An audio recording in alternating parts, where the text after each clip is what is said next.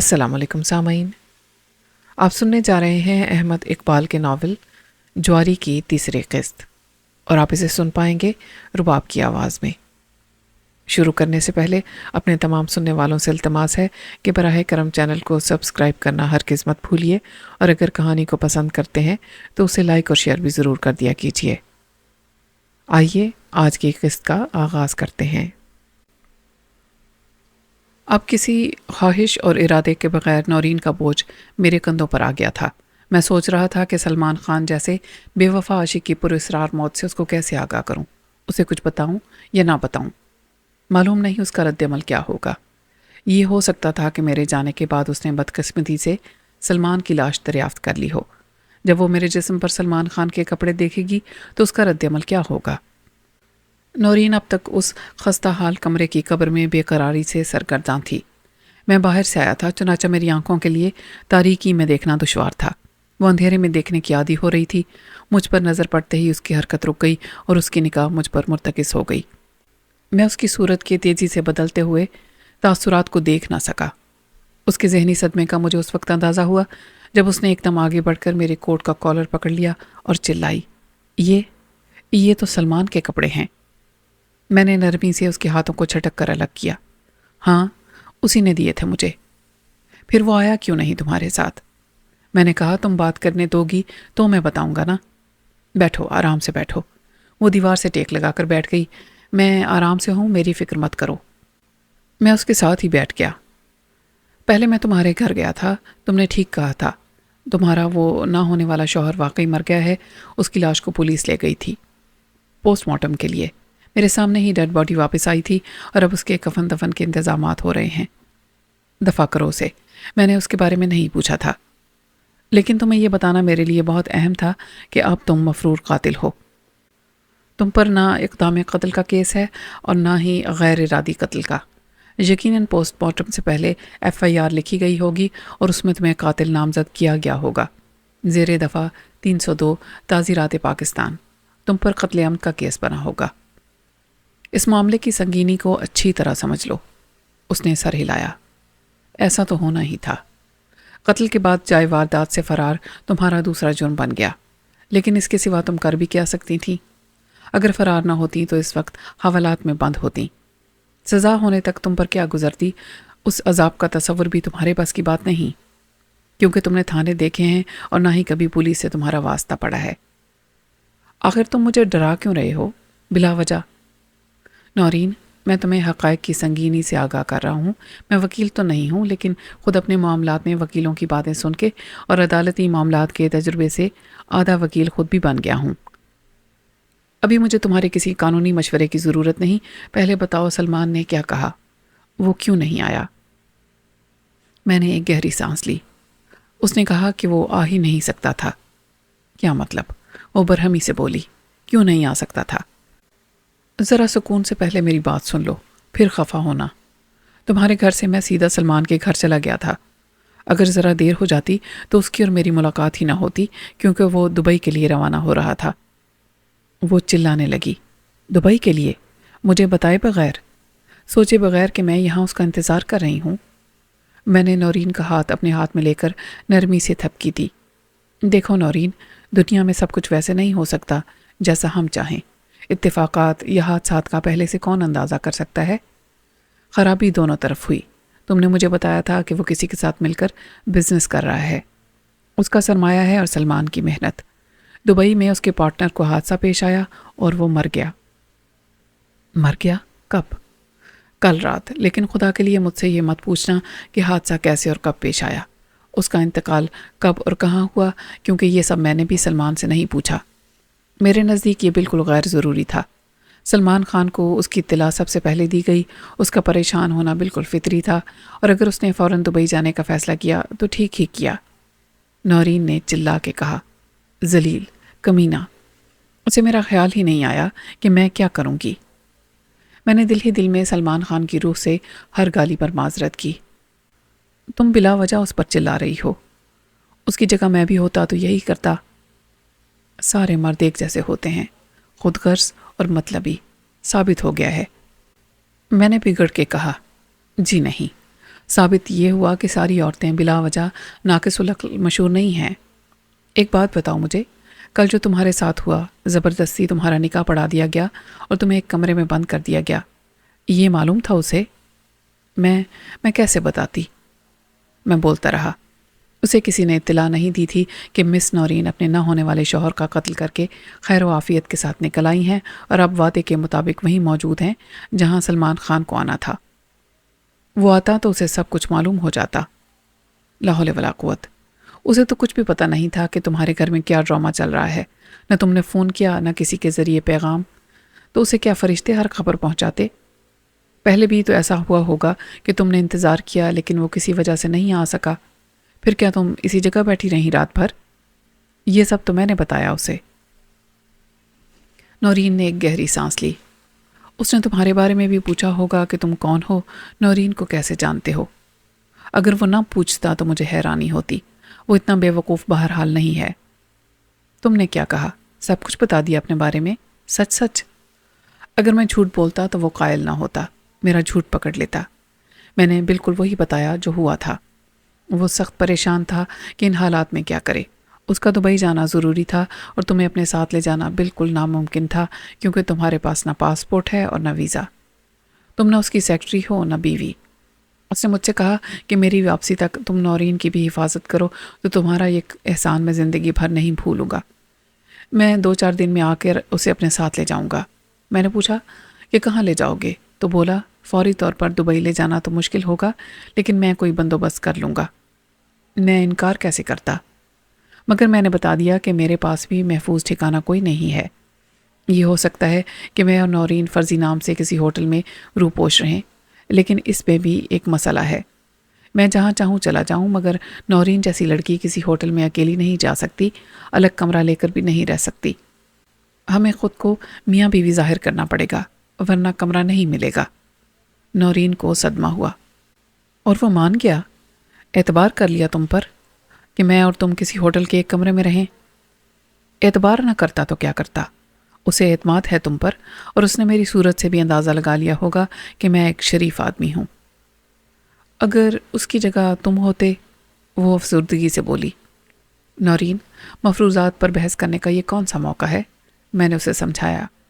اتنا بھروسہ کرنا کسی اجنبی پر سراسر بے وقوفی ہے، بلکہ بے غیرتی ہے۔ نورین نے افسوس سے سر ہلایا۔ کیوں بے غیرتی ہے؟ تم اس کی مجبوری بھی تو سمجھو۔ میں نے ضبط سے کام لیا۔ یار، تم ایک اجنبی تھے اس کے لیے۔ نورین کے لہجے میں مایوسی کی خفگی تھی۔ میں نے بھنا کر کہا، اور تمہارے لیے کیا میں اجنبی نہیں تھا؟ تم نے کیوں اعتبار کر لیا مجھ پر؟ اس نے خالص زنانہ منطق کے ساتھ دلیل دی۔ میں نے کوئی غلطی نہیں کی تھی۔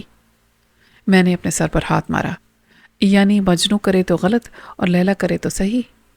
دیکھو بی بی، شرافت کی سند کسی کی صورت پر لکھی دکھائی نہیں دیتی۔ مجھ سے گفتگو کر کے اسے یقیناً اطمینان حاصل ہوا ہوگا کہ میں کوئی غلط قسم کا آدمی نہیں ہوں، ورنہ تمہاری مدد کی بجائے پورا فائدہ اٹھاتا اور نکل جاتا۔ اس کو تمہاری پرابلم بتانے کے لیے آتا ہی کیوں؟ پھر بھی اس نے بڑی سماجت سے میری ٹھوڑی کو ہاتھ لگا کے کہا کہ نورین کو اپنی بہن جیسی سمجھنا، تم شریف آدمی ہو۔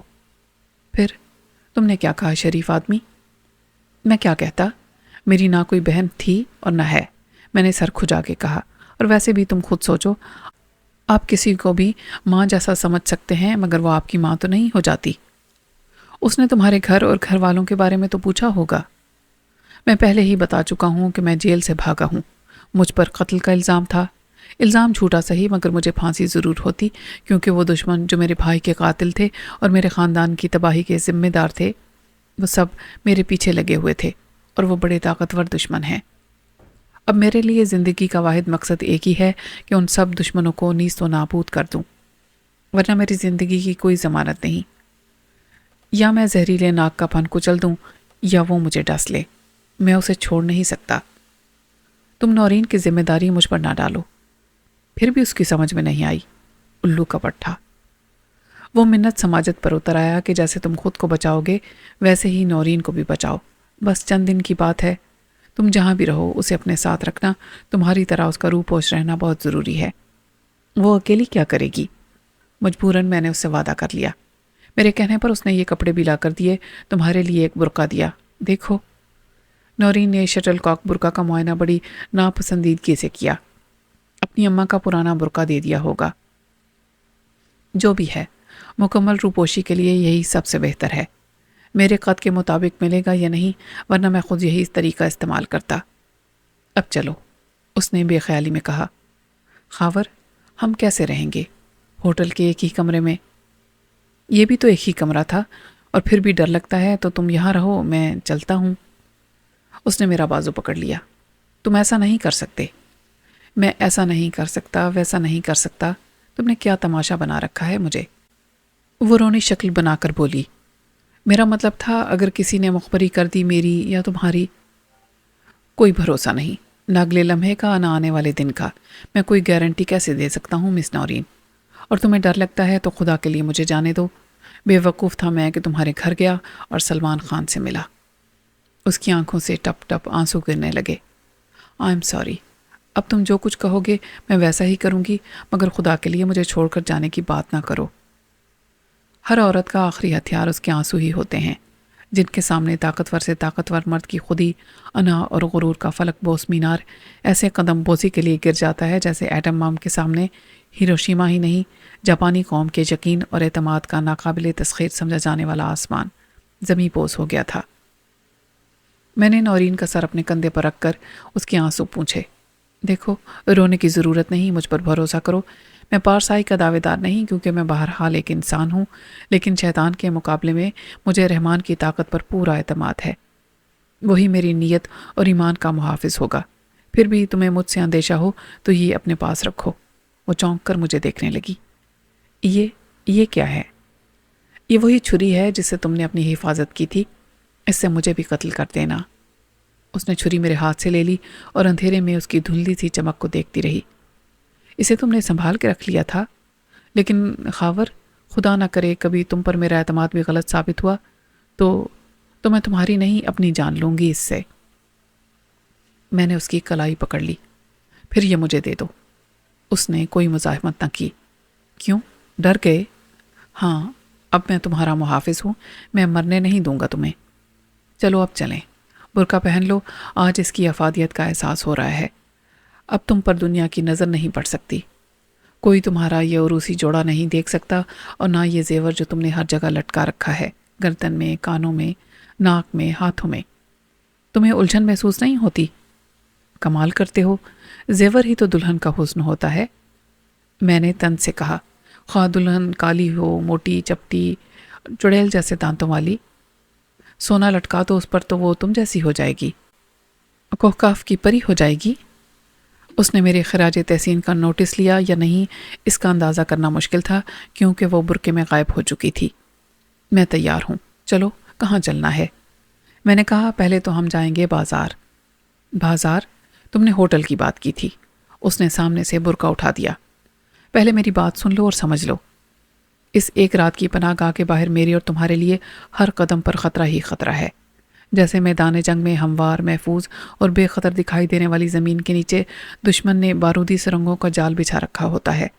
سارا کھیل قسمت کا ہوتا ہے، ایک غلط قدم سے دھماکہ ہوتا ہے اور آدمی غائب ہو جاتا ہے۔ تم کیوں ڈرا رہے ہو مجھے؟ میں تمہیں سمجھا رہا ہوں، ہم کسی غلطی کے ارتکاب کا خطرہ مول نہیں لے سکتے۔ جانتے پوچھتے کون غلطی کرتا ہے؟ یہ تم نے بالکل ٹھیک کہا، تقدیر میں جو لکھا ہے وہ ہوگا، پھر بھی احتیاط لازمی ہے۔ وہ ایک ٹھنڈی آہ بھر کر بولی، دیکھو، زندگی مجھے کہاں لے آئی؟ مجھے تو سلمان خان کے ساتھ جانا تھا، مگر جا رہی ہوں تمہارے ساتھ، نہ جانے کہاں۔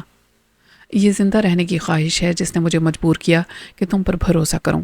آج نہ صحیح، کل تم مجھے میرے خوابوں کی منزل تک پہنچا دو گے۔ ابھی میں یہ سوچنا نہیں چاہتی کہ ایسا نہ ہوا تو کیا ہوگا۔ میں نے کہا، اوکے، اب کچھ پریکٹیکل ٹپس۔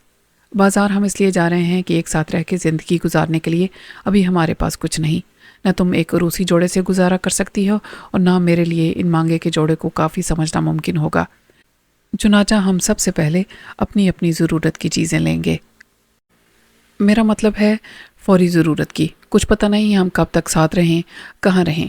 ابھی ہم نے خالی ہاتھ کسی ہوٹل میں جا کے کمرہ مانگا تو وہ لوگ مشکوک ہو جائیں گے۔ صرف عیاشی کرنے والے بے سر و سامان ہوتے ہیں، میاں بیوی نہیں۔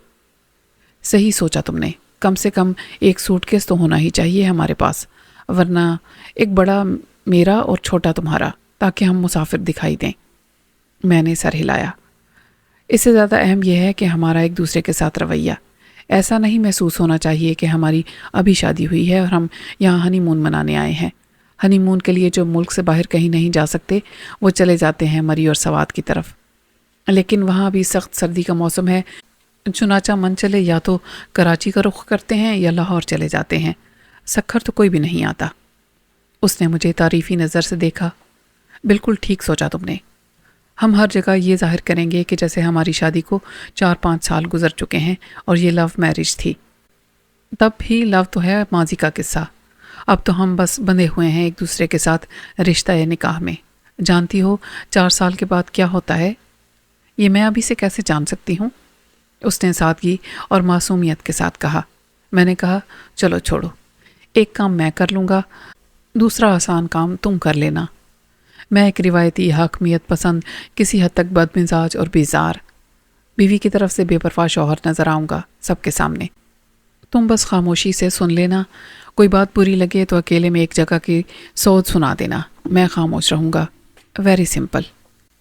یہ میں دیکھ اور محسوس کر سکتا تھا کہ نورین کی خاموشی کسی سمندر کی ساکت سطح جیسی ہے جس کی گہرائی میں طوفان برپا ہوں، اور اس کی مسکراہٹ بھی کسی آتش فشاں جیسی تھی جس کے اندر آگ اور لاوا ابل رہا ہو، مگر اس کی سطح پر ہریالی نظر آئے۔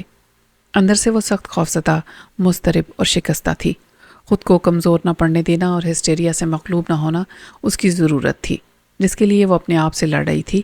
یہ اس کی خود اعتمادی تھی اور اعصاب کی مضبوطی تھی کہ اب تک خود پر اس کا پورا کنٹرول تھا۔ اس کے لیے سلمان خان کا نہ آنا ایک اور زبردست ذہنی اور جسمانی شوق تھا جسے وہ سہار گئی تھی۔ اگر وہ آ جاتا تو نورین زیادہ اعتماد کے ساتھ خود کو اس کے حوالے کر دیتی اور اپنے ظاہر و باطن کی خانہ جنگی کے عذاب سے نکل آتی۔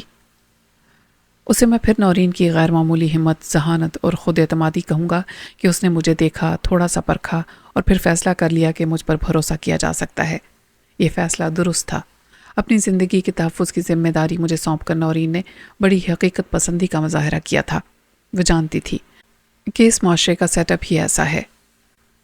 یہاں اکیلی عورت کسی جنگل کے مسافر کی طرح ہے جو تہی دست ہو، اور جنگل میں ہر طرف وحشی درندوں کا راج ہو۔ وہ چاہے جتنی بھی کوشش کر لے لیکن کسی مرد کے بغیر ایک قدم بھی آگے نہیں بڑھ سکتی۔ وہ مرد باپ ہو، بھائی ہو، شوہر ہو یا بیٹا، اس کے لیے باعزت محفوظ زندگی کی ضمانت بن جاتا ہے۔ نورین ان رشتوں سے محروم تھی، چنانچہ اس نے میرے جیسے اجنبی کا سہارا قبول کر لیا تھا، اس یقین کے ساتھ کہ خدا نخواستہ اس کا اعتبار بھی بدقسمتی کے باعث فریب عقل و نظر ثابت ہوا تو ایک بار پھر وہ آخری حد تک جا کر مقابلہ کرے گی۔ پھر جان لینے یا دینے کا مرحلہ آئے گا تو وہ بلا مقابلہ ہتھیار نہیں ڈالے گی۔ نورین کو میں نے ایک چیلنج سمجھ کر قبول کیا تھا۔ یہ چیلنج خود میرے اعتماد کے لیے تھا۔ اس غیبی طاقت نے جو میرے شب و روز کے ہر خیال، ہر پل، ہر ارادے اور عمل پر اختیار رکھتی تھی، اچانک مجھے پابند کر دیا تھا کہ تم جو اب تک صرف اپنی زندگی کا بار امانت اٹھائے ہوئے ہو، اب اس سے بڑی ذمہ داری کا بوجھ اٹھاؤ گے۔ کیا میں انکار کر سکتا تھا؟ شاید نہیں۔ میں بزدل، کم ہمت اور بے ضمیر ہوتا تب بھی نہیں۔ اب تو میں یہ بھی سوچنے پر مجبور تھا کہ شاید اس کال کوٹھری سے مجھے سلامتی کے ساتھ باہر لانے کا مقصد بھی قدرت نے یہی رکھا تھا، اور رات کے اندھیرے میں ایک آسیب زدہ حویلی تک مجھے بحفاظت راستہ دکھانے کی مصلحت بھی یہی تھی کہ نورین کو میری مدد درکار تھی۔ سلمان خان کی منزل آ رہی تھی مگر راہ میں ہی جان ہار گیا تھا۔ قدرت کے فیصلے کس کی سمجھ میں آتے ہیں؟ دشتے خیال میں میرے بھٹکنے کا یہ مختصر وقفہ بھی نورین کو بہت طویل محسوس ہوا۔ اس نے پریشانی سے کہا، اب ایسے کب تک کھڑے ہو کر مجھے دیکھتے رہو گے؟ چلو۔ میں نے چونک کر خفت سے کہا، آئی ایم سوری، یہ وقت کچھ سوچنے کا نہیں ہے۔ اتفاقات اور گردشی حالات سب قسمت کے کھیل ہیں، میں باہر جا کے دیکھتا ہوں، پھر تم آ جانا۔ ایک ساتھ باہر نکلے اور کسی نے دیکھ لیا تو خام خواہ شک کرے گا۔ اس نے چہرہ چھپایا اور میرے پیچھے چل پڑی۔ دیوار کے شگاف سے باہر آ کے میں نے گلی کا جائزہ لیا۔ صرف ایک سائیکل سوار تھا جو مخالف سمت میں دائیں طرف جا رہا تھا، بائیں جانب کوئی نہیں تھا۔ میں نے اتنی اونچی آواز میں کہ دیوار کی اوٹ میں چھپی ہوئی نورین سن لے کہا، آ جاؤ، اور وہ باہر آ گئی۔ सर तपा लट्ठे के सफ़ेद बुरके में रूपोश एक मुतहरिक वजूद, जिस पर किसी को शक हो ही नहीं सकता था कि उसके अंदर वही कातिल दुल्हन मौजूद है जिसकी भटकती रूह को गुज़िश्ता रात भी कुछ लोगों ने देखा था, और वो हल्फिया कह सकते थे कि ये उनकी नज़र का धोखा नहीं था। मैं निचले मतवस्सित तबके का आम सा बेज़रर आदमी लगता था। कोई कैसे सोच सकता था कि अपनी बीवी या घर की किसी बापर्दा खातून के साथ सर झुका के चलने वाला ये शख्स जेल से फरार हो जाने वाला एक कैदी है जिसके लिए सज़ाए मौत तजवीज़ कर दी गई थी। अभी तक मैंने लोगों के तबसरे ज़रूर सुने थे जिससे अंदाज़ा होता था कि कानून की मशीनरी तमाम मफरून मुजरिमों की गिरफ्तारी के लिए पूरी तरह हरकत में आ चुकी है, मगर उस हरकत के अमली सबूत मुझे कहीं दिखाई नहीं दे रहे थे। लोग उसे जेल हुक्काम और पुलिस की मिली भगत करार दे रहे थे। सब ड्रामा है जी, लाखों वसूल किए होंगे डाकुओं से, चंद रोज़ मुअत्तल रहेंगे, भाग दौड़ से ज़्यादा बयानबाजी करेंगे, फिर बात पुरानी हो जाएगी, सब भूल जाएंगे। जिस मुल्क में सारे डाकू आज़ाद घूम रहे हों वहाँ 150 जेल से निकलने वाले शामिल हो जाएं तो क्या फ़र्क पड़ता है। मुझे नहीं मालूम कि शहर की जानी पहचानी सड़कों पर से मेरे साथ गुजरते हुए नौरीन की क्या जज्बाती कैफियत थी। बुरके के अंदर से मुझे उसके चेहरे के जज्बात का अक्स क्या दिखाई देता, मगर मैं उसकी खामोशी से अंदाज़ा ज़रूर कर सकता था कि तकदीर के उस संगीन मजाक पर उसका दिल खून के आंसू रो रहा होगा। दुल्हन के लिबास और 16 सिंगार में, माथे पर झूमर, कानों में झिलमिल करते आवेज़े, गले में नेकलेस, बाजुओं में खनकती चूड़ियाँ पहने और अपने हुस्न बेमिसाल की सारी आबोताब के साथ भी वो सुहागन नहीं थी। खुद मैं क्या था? बज़ाहिर एक बहादुर मर्द जो नौरीन का सहारा बनकर उसके साथ चल रहा था, उसका मुहाफिज था और उसके साथ चलते हुए मुतमईन और बेखौफ नजर आने की पूरी कोशिश भी कर रहा था, मगर अंदर से खौफ ने मेरे दिल में अपने पंजे गाड़ रखे थे। एक नामालूम सा डर मेरे वजूद में गर्दिश करने वाले खून में शामिल था। मुझे यूं लगता था जैसे हर नज़र मुझ पर है, हर आंख मुझे घूर रही है, पहचानने की कोशिश कर रही है। मैं मुजरिम था और जुर्म मेरे चेहरे पर लिखा हुआ था। अचानक नौरीन ने पीछे से मेरा बाजू पकड़ के खींचा। आहिस्ता चलो खावर, मुझे भागना पड़ रहा है तुम्हारे साथ, मैं इतना तेज़ नहीं चल सकती। उसने हामते हुए सरगोशी की। मैंने रुककर उसे शर्मिंदगी से देखा। I am sorry. क्या हो गया है तुम्हें? मेरा कुछ ख्याल ही नहीं। इतनी देर से मैं कह रही हूँ कि आहिस्ता चलो, तुम भागे जा रहे हो। अचानक लहजा बदल के मैंने उसे खालिस शौहरों वाले अंदाज में डांटा। अब इतने से फासले के लिए क्या मैं सवारी लाता? चला नहीं जाता तुमसे तो बाजार आने की ज़रूरत क्या थी मेरे साथ? करीब से गुजरने वाले एक बुज़ुर्ग ने, जिसके चेहरे पर सफ़ेद दाढ़ी बुजुर्गी की अलामत थी, मुझे शफ़क़त से समझाना ज़रूरी समझा। बेटा, औरत के लिए मुश्किल होता है मर्द की तेज़ रफ्तारी का साथ देना। उसे कोई जवाब दिए बगैर मैं एक दुकान में घुस गया। अब हम बाजार में थे। दिन की धूप के साथ तमाज़त बढ़ गई थी और मुझे गर्मी महसूस हो रही थी। दोपहर होने को थी, मगर अब भी कुछ दुकानदार अपनी दुकानें खोल रहे थे। अपनी सूरत न दिखाने का नौरीन के पास एक ही उज़्र हो सकता था कि वो सख्ती से पर्दे की पाबंद है। अपनी पसंद और अपने साइज़ के हिसाब से कपड़ों का इंतखाब खुद उसने किया। मैं एक सख्त गिर या बेजार शौहर की तरह ला ताल्लुक बैठा रहा। नौरीन ने दुकान में घूम फिर के चंद जोड़े मुंतखब किए। ये ठीक हैं, ले लूँ? मैंने रुखाई से कहा। पहनने तुझे हैं, मुझसे क्या पूछती है? कीमत बहुत ज़्यादा है, कहीं और देख लें? उसने मुझसे सरगोशी में कहा। इतना वक्त नहीं है मेरे पास, कीमत की बात इनसे कर लेते हैं, मैंने रुखाई से कहा। दुकान के मालिक ने मेरा मूड देख लिया था, उसने खुद ही कीमत कम कर दी। नौरीन ने अभी बुरके के अंदर अपना बैग खोला ही था कि मैंने एक जेब से नोटों की गड्डी निकाली और 2 नोट अलग करके दुकानदार को दे दिए। दुकान में मौजूद सब लोगों की नज़र ही नहीं, बुरका के अंदर से नौरीन की नज़र भी लाखों की मालियत रखने वाले नोटों पर जम के रह गई थी। मुझे अपनी गलती बल्कि बेवकूफ़ी का एहसास हुआ। मुझे कुछ रकम पहले से अलग करके रख लेनी चाहिए थी। दुकानदार ने बाकी रकम वापस करते हुए मुझे एक मुखलिसाना सा मशवरा दिया कि मैं इस दौलत की यूं सरेआम नुमाइश न करूं। ज़माना ख़राब है और आपने सुना तो होगा, जेल से जो मुजरिम फरार हुए हैं उनमें चोर डाकू भी थे, वो भी शहर में ही होंगे अभी। ठीक कहा आपने, मैंने गलती का एतराफ़ कर लिया। मैं ख्याल रखूँगा। दुकान से बाहर आते ही नौरीन ने मुझे पकड़ लिया। इतने पैसे कहाँ से आए तुम्हारे पास? तुमने तो पूरी छोले के लिए भी मुझसे पैसे मांगे थे। मैंने सरसरी लहजे में कहा। उस वक्त खुले पैसे नहीं थे मेरे पास, ये पैसे मेरे अपने हैं। सड़क पर चलते हुए उससे ज़्यादा बहस या वजाहत मुमकिन नहीं थी। میں نے دوسری دکان سے اپنی ضرورت کے مطابق کپڑے خریدے، پھر ہم جوتوں کی دکان میں گئے۔ ہم نے اپنی ذاتی ضرورت کی کچھ چیزیں لیں۔ رفتہ رفتہ میری اور نورین کے ہاتھوں میں شاپنگ بیگ اتنے زیادہ ہو گئے کہ انہیں اٹھا کے پھرنا مشکل ہو گیا۔ ویسے بھی دوپہر ڈھلنے کے قریب تھی۔ تھکن اور گرمی کے ساتھ میں بھوک بھی محسوس کر رہا تھا۔ ایک دکان سے مجھے معمولی سے استعمال شدہ سوٹ کیس مل گئے تھے۔ یہ سعودی عرب یا دبئی جیسے ملکوں سے ہمارے پاکستانی بھائی لاتے تھے اور امپورٹڈ کہلاتے تھے۔ ان کی کوالٹی بہتر ہوتی ہے لیکن قیمت کم۔ میں بھی نہیں چاہتا تھا کہ ہمارے پاس بالکل نئے چمکتے دمکتے سوٹ کیس ہوں۔ اپنے تمام شاپنگ بیگز ان سوٹ کیسوں میں ڈال کے میں نورین کے ساتھ درمیانے درجے کے ایک ہوٹل میں داخل ہو گیا جس کی نچلی منزل پر کشادہ ریسٹورنٹ تھا۔ یہاں ایک حصہ فیملیز کے لیے وقف تھا، اس میں بھی پلائی ووڈ کے پارٹیشن کے کیبن بنا دیے گئے تھے۔ ویٹر نے اسی وقت خالی ہونے والے کیبن کی طرف اشارہ کیا۔ میں نے بہتر سمجھا کہ دونوں سوٹ کیس وہیں کاؤنٹر کے قریب مینیجر کی نگرانی میں چھوڑ دوں۔ ہر کیبن کے دروازے پر ایک پردہ تھا جو اندر بیٹھی ہوئی فیملی کو ہال کی پبلک کی نظروں سے تحفظ فراہم کرتا تھا۔ اندر داخل ہوتے ہی نورین نے سب سے پہلے برقع اتار کے ساتھ والی کرسی پر ڈالا اور سکون کا گہرا سانس لیا۔ اچھی بات یہ تھی کہ برقعے کے اندر رہتے ہوئے اس نے اپنا سارا زیور اتار کے ہینڈ بیگ میں ڈال دیا تھا اور عروسی جوڑے کے گوٹے کناری والے سرخ دوپٹے کو ہٹا کے سر کو نئی خریدی ہوئی سفید چادر سے ڈھک لیا تھا۔ اس چادر نے سرخ جوڑے کے بالائی حصے کو بھی چھپا لیا تھا، اور کچھ دیر اس خیمے میں قید رہتی تو میرا دم گھٹ جاتا۔ اس نے میز پر رکھے جگ سے ایک گلاس میں پانی ڈیلا اور گھٹا گھٹ پی گئی۔ میں نے افسوس سے سر ہلایا۔ مغربی آزاد خیالی نے بگاڑ کے رکھ دیا ہے پاکستان میں دختران اسلام کو۔ ڈرو تم بھی، ہمارا کیا ہے، برقعے کے اندر کچھ بھی کریں، کچھ بھی پہنے نہ پہنے، اس نے روانی میں کہہ دیا اور پھر خود ہی شرم سے سرخ ہو گئی۔ ویٹر ایک مینیو کارڈ کے ساتھ نمودار ہوا اور نورین سے آرڈر لے کر چلا گیا تو میں نے کہا، یہ تم نے اچھا کیا کہ اپنا دلہن کا گیٹ اپ بدل دیا۔ میں جب چھوٹی تھی تو ہر جگہ آتی جاتی تھی، پھر جب کالج میں پہنچی تو پابندیاں عائد ہو گئی۔ میں اکیلی کہیں نہیں جاتی تھی، پردہ نہیں کیا اس لیے سلمان خان سے بھی ملتے ہوئے ڈر لگتا تھا۔ آج تمہارے ساتھ ہوں، یہ احساس کتنا عجیب ہے۔ یہ برقع نہ ہوتا تو میں لوگوں کی آنکھوں میں دھول کیسے جھونکتی۔ یہ چھوٹا شہر نہیں مگر پھر بھی چھوٹا ہے۔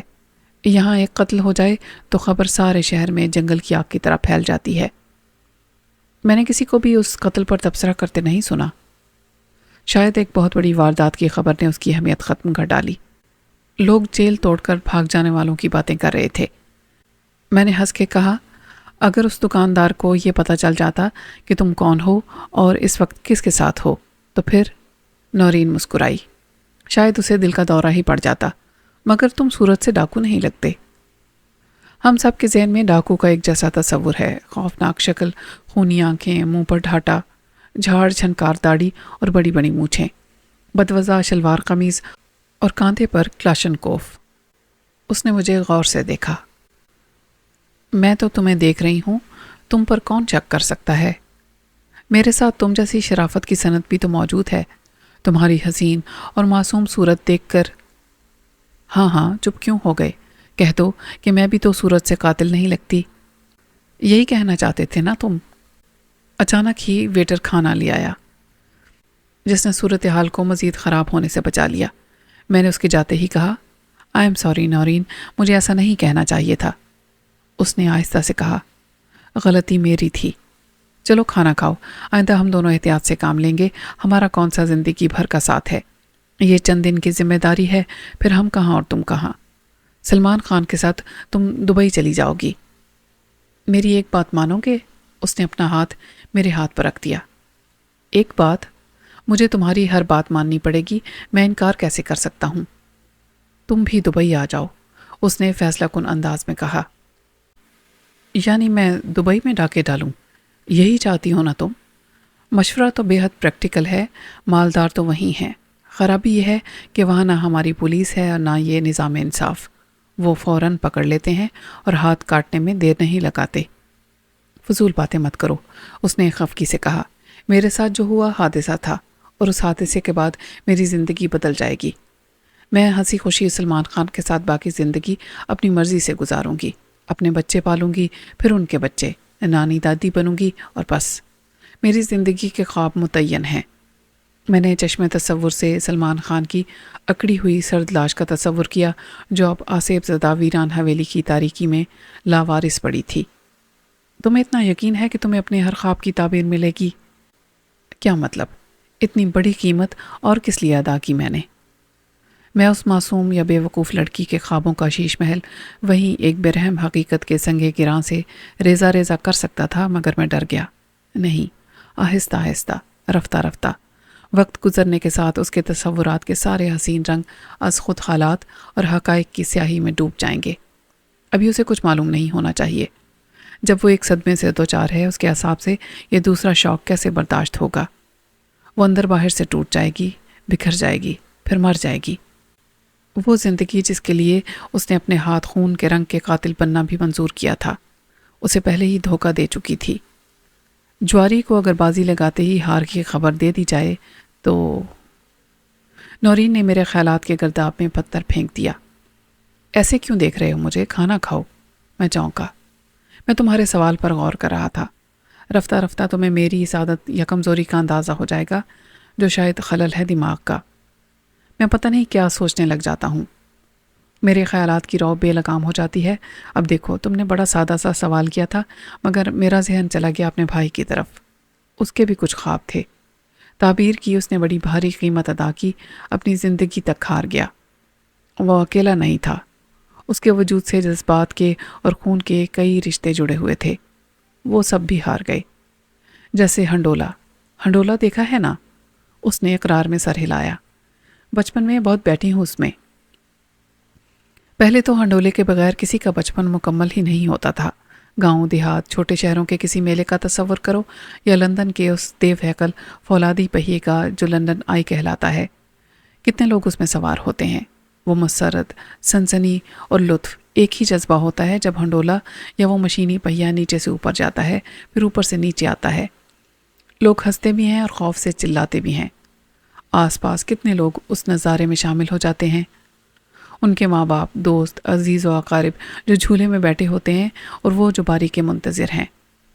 اچانک ہنڈورا ٹوٹ جائے تو یہ کوئی سوچتا ہے کیا؟ وہ مجھے تکتی رہی۔ تم فلسفی نہیں، خپتی ہو۔ کیا خپتی ہونا بری بات ہے؟ تم بھی تو خپتی ہو۔ کیا چیز ہے وہ سلمان خان جس کی فکر میں تم نے ایک قتل کر دیا اور گھر چھوڑ کے نکل آئیں؟ کیا تم نے کبھی کسی سے محبت کی ہے؟ عشق کیا ہے؟ وہ تو سنا ہے ہو جاتا ہے، کرنے کی چیز نہیں، ویسے دیکھا جائے تو ہوتا رہتا ہے۔ اس کی آنکھیں حیرت سے پھیل گئیں۔ تم اتنے دل پھینک ہو، جو لڑکی نظر آئے۔ لا حول ولا قوت، میں نے لڑکی کب کہا ہے؟ مجھے اپنی دادی سے پہلا عشق ہوا۔ ان کے مرنے پر میں خود مرنے کے قریب ہو گیا تھا۔ اس سے پہلے ایک بلی سے عشق ہوا تھا، کچھ کتابوں سے عشق ہوا تھا، تو… وہ پہلی بار کھلکھلا کر ہنسی۔ سچ بتاؤ، جو کہانی تم نے اپنے بارے میں کل رات سنائی تھی وہ جھوٹ تھی نا؟ نہیں، جھوٹ میں ضرور بولتا ہوں۔ تم جیل سے فرار ہوئے تھے، قتل کا الزام تھا تم پر، پھانسی ہونے والی تھی، یہ سب جھوٹ تھا نا؟ اس میں کوئی جھوٹ نہیں۔ میں تھا قیدی نمبر 123۔ میری جیل کی وردی نہیں دیکھی تھی تم نے؟ نہیں دیکھی ہوگی۔ جب میں آیا تھا تو رات تھی، اور اس جگہ تو دن میں بھی رات رہتی ہے۔ میں نے اس لباس فاخرہ کو چھپانے کے لیے چوری کیے ہوئے کپڑوں کا ایک جوڑا اوپر چڑھا رکھا تھا۔ تم اچھے خاصے تعلیم یافتہ ہو؟ اس نے سوالیہ لہجے میں تبصرہ کیا۔ اگر تمہاری مراد ڈگری سے ہے تو ہاں، میں 16 جماعت پاس یعنی ایم اے پاس ہوں، مگر یہ غیر اہم ہے۔ مجھ سے کہیں زیادہ تعلیم یافتہ بھی جیل میں موجود ہیں، اور وہاں صرف ان کا جرم شمار ہوتا ہے۔ اس نے قدرے حیرانی سے سر ہلایا۔ تم قاتل بھی نہیں لگتے۔ اگر میں اسی طرح تمہیں اپنی نظر سے دیکھوں تو تمہاری سادگی اور معصومیت کی قسم کھا لوں۔ پھر کیا وہ کہانی سب جھوٹ تھی جو تم نے مجھے سنائی؟ وہ چپ چاپ سر جھکائے کھانا کھاتی رہی، پھر بولی، اتنی بڑی رقم تمہارے پاس کہاں سے آئی؟ اگر میں مان لوں کہ نہ تم نے چوری کی نہ ڈاکہ ڈالا، وہ تمہارے اپنے پیسے تھے، مگر تم آدھی رات کے وقت جیل سے فرار ہوئے، رات بھر میرے ساتھ اس حویلی میں چھپے رہے، نہ کسی سے ملنے گئے نہ کہیں اور گئے، صبح 10-15 منٹ کے لیے گئے تو ناشتہ لے کر لوٹ آئے۔ اس وقت بھی بینک تو کھلے ہوئے نہیں تھے۔ یہ بھی نہیں ہو سکتا کہ اتنی بڑی رقم جیل میں تمہارے پاس ہو۔ میں نے سپاٹ لہجے میں کہا، اپنی دولت میں نے کہیں گاڑ رکھی تھی، باہر آ کر نکال لی۔ پیسہ کون گاڑ کے رکھتا ہے؟ تمہیں کیا معلوم سارے چور ڈاکو رکھتے ہیں خفیہ ٹھکانوں پر، کیونکہ حالات کا کچھ پتہ نہیں ہوتا، ضرورت کے وقت بینک تو نہیں جا سکتے نا۔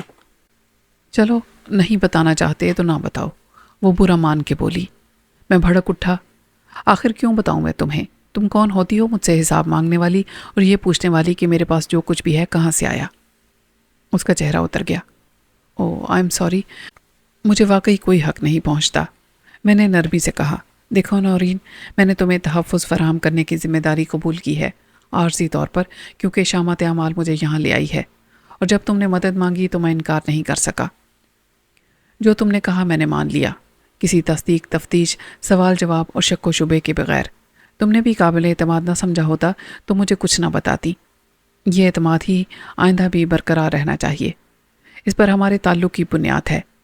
اس کا اندازہ تمہیں اب تک نہیں ہوا تو بہت جلد ہو جائے گا کہ تم نے مجھ پر اعتماد کیا تو کوئی غلطی نہیں کی تھی۔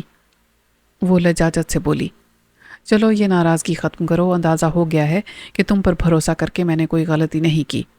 ہاں، شاید عورت ہونے کے ناطے میں اس اعتماد میں اپنی حد سے آگے بڑھ گئی تھی۔ کچھ دن میں سب ٹھیک ہو جائے گا، میں نے اس کے ہاتھ پر تھپکی دی۔ یہ کچھ دن کتنے دن ہوں گے خاور؟ یہ پوچھو نا اپنے سلمان خان سے، میں کیا بتاؤں؟ تم نے دبئی آنے کی بات کو مذاق میں ڈال دیا۔ ہم سب ایک ساتھ رہ سکتے ہیں، دنیا میں نہ میرا کسی سے کوئی رشتہ ہے اور نہ تمہارا۔ اگر ہم اپنے ماضی کو یہیں چھوڑ کے چلے جائیں، کہیں دور نکل جائیں یہاں سے۔ ابھی بل ادا کیا بغیر؟ میں نے نفی میں سر ہلا دیا اور اٹھ کھڑا ہوا۔ ناممکن۔ اس نے خفگی کا اظہار کرتے ہوئے برقعے کو سر پر ڈالا۔ اپنی بات کے پھر مذاق میں اڑائے جانے پر اس کا منہ سوج گیا تھا۔ باہر آتے ہوئے میں نے سوچا کہ صرف 24 گھنٹے پہلے میں کہاں تھا، کیا کر رہا تھا اور کیا کرنا چاہتا تھا۔ صرف 24 گھنٹے پہلے نورین کہاں تھی، کیا کر رہی تھی، کیا کرنا چاہتی تھی۔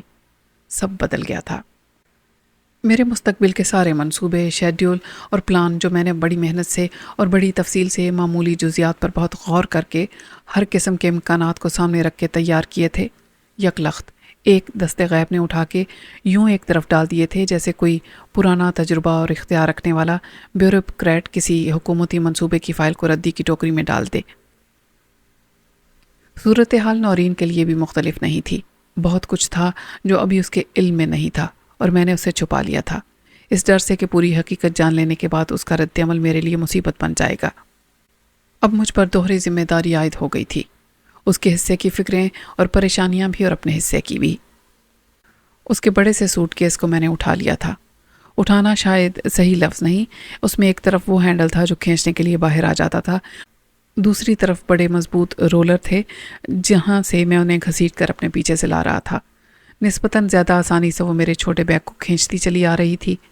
بازار میں کوئی بھی ہمیں دیکھ کر یہ سوچ نہیں سکتا تھا کہ ہمارے درمیان صرف اجنبیت کا رشتہ ہے، اور ہمارے تعلق کی عمر ایک دن بھی نہیں۔ مجھے ابھی تک شہر میں کہیں نہ پولیس مستعد نظر آئی تھی اور نہ کوئی ہلچل۔ میرے ساتھ نکلنے والے سب میری طرح روپوش ہو چکے تھے۔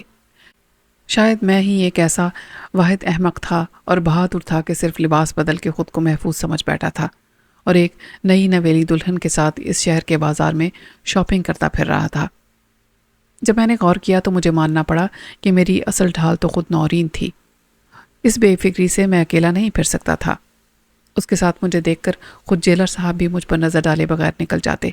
میں ایک عزت دار فیملی والا شریف آدمی ہو گیا تھا۔ بالآخر میرے ضبط کا حوصلہ جواب دینے لگا۔ دوپہر سے شام ہونے لگی تھی مگر نورین کا خریداری کا سلسلہ چل رہا تھا۔ اپنی پوری کوشش کے باوجود میں سلمان خان کے خیال سے پیچھا چھڑانے میں ناکام تھا۔ کسی بھوت کی طرح اس کا تصور میرے سامنے آ جاتا تھا۔ کیا وہ اب بھی وہیں پڑا ہوگا، اسی حالت میں؟ چونٹیاں اس کے بدن پر دوڑنے لگی تھیں۔ انہیں پیٹ بھرنے کے لیے گوشت مل گیا تھا۔ کل تک یہ گوشت بو دینے لگے گا۔ لاش خود پولیس کو اور اپنے وارثوں کو بلا لے گی۔ کچھ عجب نہیں کہ ان دونوں کا تعلق بھی سامنے آ جائے۔ عشق کب راز رہتا ہے؟ صرف عشق کرنے والے خوش فہمی کا شکار رہتے ہیں کہ کسی کو کچھ معلوم نہیں۔ بالآخر وہ 2+2 کرنے والے اعلان کر دیں گے کہ لڑکی جو اپنے شوہر کو سہاگ رات میں قتل کر کے بھاگی تھی وہ اسی نوجوان کے ساتھ نظر آتی تھی۔ پھر نورین اور سلمان خان کی کہانی عام ہو جائے گی، کو بکو پھیل جائے گی بات شناسائی کی۔ نورین، خدا کے لیے بس کرو، کب تک یہ سلسلہ چلے گا؟ तुम ही ने कहा था कि ज़रूरत की हर चीज़ ले लो, वही कर रही हूँ। मैंने ये नहीं कहा था कि आज ही ले लो सब, और ज़रूरियात की कोई हद भी होती है। नौरीन ने खफकी से कहा, तुम्हें क्या मालूम कि मेरी ज़रूरत क्या है। मैं तो इसलिए कर रही हूँ कि कल फिर से किसी मामूली चीज़ के लिए निकलना न पड़े। क्या मतलब? हम कहीं कलाबंद होके बैठ गए हैं, फिर बाहर नहीं आएंगे? अच्छा, चलो, कहाँ जाना है? सक्खर में होटल बहुत थे, लेकिन अक्सरियत मेरे नज़दीक ऐसे होटलों की थी जहाँ आम लोग आर्जी क़याम करते हैं। कुछ दूसरे कस्बों या देहात से किसी काम के लिए आते हैं। कभी कचहरी में पेशी हो तो बाज़ औक़ात डिस्ट्रिक्ट हस्पताल में किसी अजीज़ की वजह से।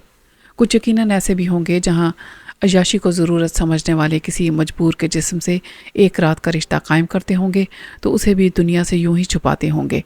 ये होटल के रजिस्टर में मेरी तरह फ़र्ज़ी नाम से इंदराज कराएं। मुझे ऐसे बदनाम ठिकानों का इल्म नहीं था, ताहम इतना अंदाज़ा किया जा सकता था कि मफरून मुजरिमों को तलाश करने वाले ऐसे ही ठिकानों का रुख करेंगे। जेल से फ़रार होने वाला आम मुजरिम किसी 4-5 स्टार होटल में दाखिल नहीं हो सकता। बड़े होटलों में सबसे बड़ा मसला किराए का होता है। जेल से फ़रार होने वाले मुफलिस और कल्लाश होते हैं, उनमें खुद मैं भी शामिल था। लेकिन अब नहीं। दोनों जेबों में भरे हुए 10 लाख के नोटों ने मुझे पुरएतमाद बना दिया था। पुराने कोट या चश्मे से मेरी शख्सियत का तासुर ख़राब नहीं होता था। कोट पुराना नहीं लगता था और चश्मा देखने में बेशकीमत ज़रूर नज़र आता था। उसके 0 नंबर वाले शीशों से अंदाज़ा किया जा सकता था कि ये कोई शौकीन मिजाज सिर्फ फैशन के लिए इस्तेमाल करता होगा, या स्टेज टीवी में ड्रामे के किसी किरदार ने फ़र्जी ज़रूरत के लिए ये चश्मा इस्तेमाल किया होगा। मरहूम सलमान खान लिबास के मामले में खासा खुश ज़ौक़ होगा। उसकी टी शर्ट महंगी लगती थी और जीन्स भी। मुझे इसके तकरीबन नए जॉगर्स भी फिट आ गए थे। अपने सर से गिलगिती टोपी हटाकर मैं मोज़ज़ हुलिया इख्तियार कर सकता था। मसला सिर्फ नौरीन का था, जिसके साथ मैं अपर क्लास का नज़र नहीं आ सकता था, सिर्फ उसके कदीम मज़ा के बुरके की वजह से, और बुरका बहरहाल उसको शनाख्त से महफूज रखने के लिए ज़रूरी था। मैं सोचे समझे बगैर कोई कदम नहीं उठाना चाहता था। सक्खर का वाहिद 5 स्टार होटल शहर से कुछ फासले पर दरिया के किनारे वाक़ था। दरिया के किनारे पर बने हुए तफरीही पार्क लबे मेहरान के बाद मेरे साथ चलते हुए नौरीन ने मेरी खामोशी का मतलब कुछ और लिया। क्या बात है, अब तक गुस्से में हो? मैंने कहा, गुस्सा किस बात का? फिर इतनी देर से चुप क्यों हो? मैं समझी मेरी ज़्यादा शॉपिंग से मूड ख़राब हो गया तुम्हारा। शॉपिंग करना ख़वातीन का हक़ है और शॉपिंग कराना मर्दों का फ़र्ज़, लेकिन मैं कुछ और सोच रहा था। चलो कहीं बैठकर बात करते हैं, चाय पीते हैं कहीं। शाम के वक्त मुझे भी आदत है, वो बोली। एक तांगे ने हमें दरिया किनारे वाक़े लबे मेहरान के सामने उतार दिया। रेस्टोरेंट दरवाजे के करीब ही था। लोग उसकी छत पर लगी कुर्सियों पर बैठने को तरजीह देते थे जहाँ से दरिया का मंजर बेहतर नज़र आए। चुनाचे ऊपर वैसे ही जगह न थी। नीचे वाले हॉल में भी दरिया के रुख पर खुलने वाली खिड़कियों के साथ लगी हुई मेज़ों पर लोग काबिज़ थे। हम मुखालिफ सिमत में निस्बतन कम रोशन गोशे की मेज़ पर बैठ गए। तो चाय पीते हुए मैंने नौरीन को अपने खदशात से आगाह किया। उसने मेरी बात गौर से सुनी।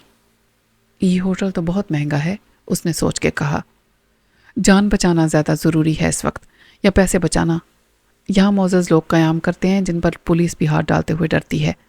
ना इधर किसी का ध्यान जाता है और ना कोई तफ्तीश तस्दीक के लिए यहाँ आता है। बहुत हुआ तो फ़ोन पर मैनेजर से पूछ लिया, और यहाँ जो मैनेजर होते हैं वो भी बड़े पहुँचे हुए होते हैं। खुदा न खास्ता कत्ल भी हो जाए तो होटल की नेकनामी पर हर्फ नहीं आने देते। उस्ताद कामा रुस्तम ने एक बार किसी औरत के बारे में बताया था जो उससे मिलने यहाँ आ गई थी। वो थी किसी वडेरे की चौथी पांचवी बीवी, उम्र में उसकी सबसे छोटी बेटी से भी कम। उसकी अय्याशी और हवस की कोई इंतहा नहीं थी। घर के अंदर पूरा हरम आबाद कर रखा था। कहता था कि इस्लाम में कनीज़ रखने की इजाज़त है। उसका इस्लाम यहाँ तक महदूद था। वो दुबई और लंदन जाता था तो महज अय्याशी करने।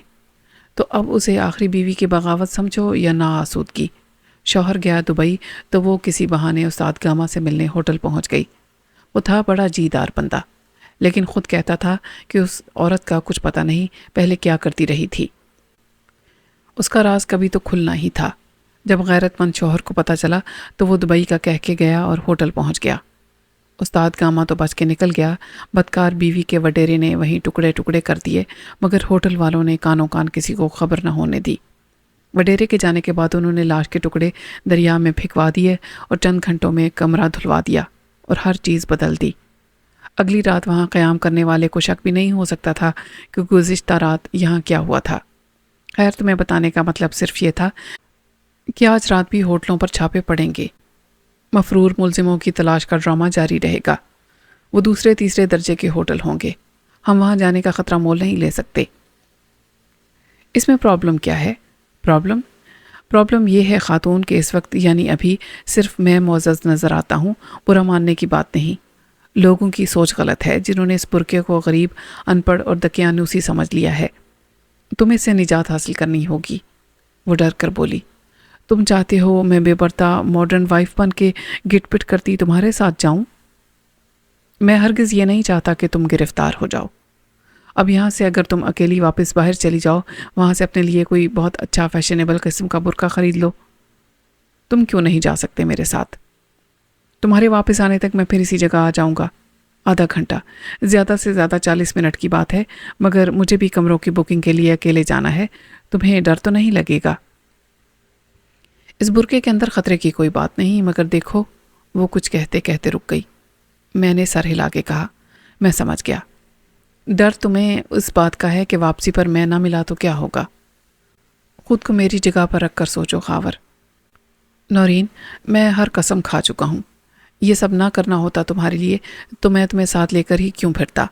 بہت پہلے جا چکا ہوتا۔ بھروسہ رکھو مجھ پر۔ ابھی تم جانتی نہیں ہو مجھے، ذمہ داریوں سے، خطرات اور چیلنج سے منہ موڑ کے بھاگنا میری فطرت ہی نہیں۔ Be a good girl. خدا نے چاہا تو ہم اس مشکل وقت سے نکل جائیں گے۔ میری باتوں کا اس پر خاطر خواہ اثر ہوا۔ نورین ریسٹورنٹ سے باہر آ کے ایک رکشے میں بیٹھ گئی۔ میں اس کی صورت پر خوف، تذبذب اور بے یقینی کے جذبات دیکھ نہیں سکتا تھا، مگر وہ میرے بات ماننے پر مجبور تھی۔ رکشے کے دور جانے تک میں وہیں کھڑا رہا۔ پھر میں نے دونوں سوٹ کیس دونوں رکشے میں رکھے اور ہوٹل کے گیٹ سے کچھ فاصلے پر اتر گیا۔ میں نہیں چاہتا تھا کہ گیٹ کیپر مجھے رکشے سے اترتا دیکھے۔ ٹوپی اتار کے میں نے سوٹ کیس میں رکھ لی تھی، باقی معاملہ میری پراعتماد اداکاری کا تھا۔ اپنی شخصیت کے متاثر کن ہونے کے بارے میں مجھے کوئی خوش فہمی نہیں تھی۔ اس کا مشاہدہ زندگی میں بارہا ہوا تھا۔ خود استاد گاما رستم کہتا تھا کہ جیل کی بجائے فلموں میں جاتا تو ہیرو ہوتا۔ اس بارے میں مجھے کبھی کوئی کمپلیکس نہیں رہا تھا۔ ڈر تھا تو میرے دل کے اندر، لیکن اعتماد یہ بھی تھا کہ صبح کے کسی اخبار میں میری یا مفرور مجرموں سے کسی کی تصویر شائع نہ ہوئی ہو۔ جب یہ واردات ہوئی تو اس وقت اخباروں کی آخری کاپی پریس میں تھی۔ آج پولیس اور وزارت داخلہ کے حکام سر جوڑ کے بیٹھے ہوں گے۔ کوئی پریس کانفرنس بھی ہوئی ہوگی کہ فرار ہونے والوں کو پکڑنے کے لیے کیا حکمت عملی مرتب کی جا رہی ہے۔ جیل کے ریکارڈ سے نکال کے مجرموں کی تصاویر بھی اخبارات کو جاری کی جائیں گی، اور پولیس کی طرف سے اعلان بھی ہوگا کہ جو گرفتاری میں مدد دے گا اسے کتنی نقد رقم دی جائے گی۔ یہ وعدہ بھی ہوگا کہ اطلاع دینے والے کا نام صیغہ راز میں رکھا جائے گا اور اسے پورا تحفظ فراہم ہوگا، وغیرہ وغیرہ۔ ایسا نہ آج تک کہیں ہوا تھا اور نہ ہو سکتا تھا۔ گیٹ کیپر نے سلام کے لیے ہاتھ اٹھایا ہی تھا کہ میں رک گیا۔ سلمان صاحب تو نہیں پہنچے؟ مجھے پوچھتے ہوئے۔ میں ان کا پرسنل اسسٹنٹ ہوں۔ سلمان صاحب؟ کون سلمان صاحب؟ چوکیدار بوکھلا گیا۔ Salman Farooqui, director general for self promotion, میں نے سنجیدگی سے کہا۔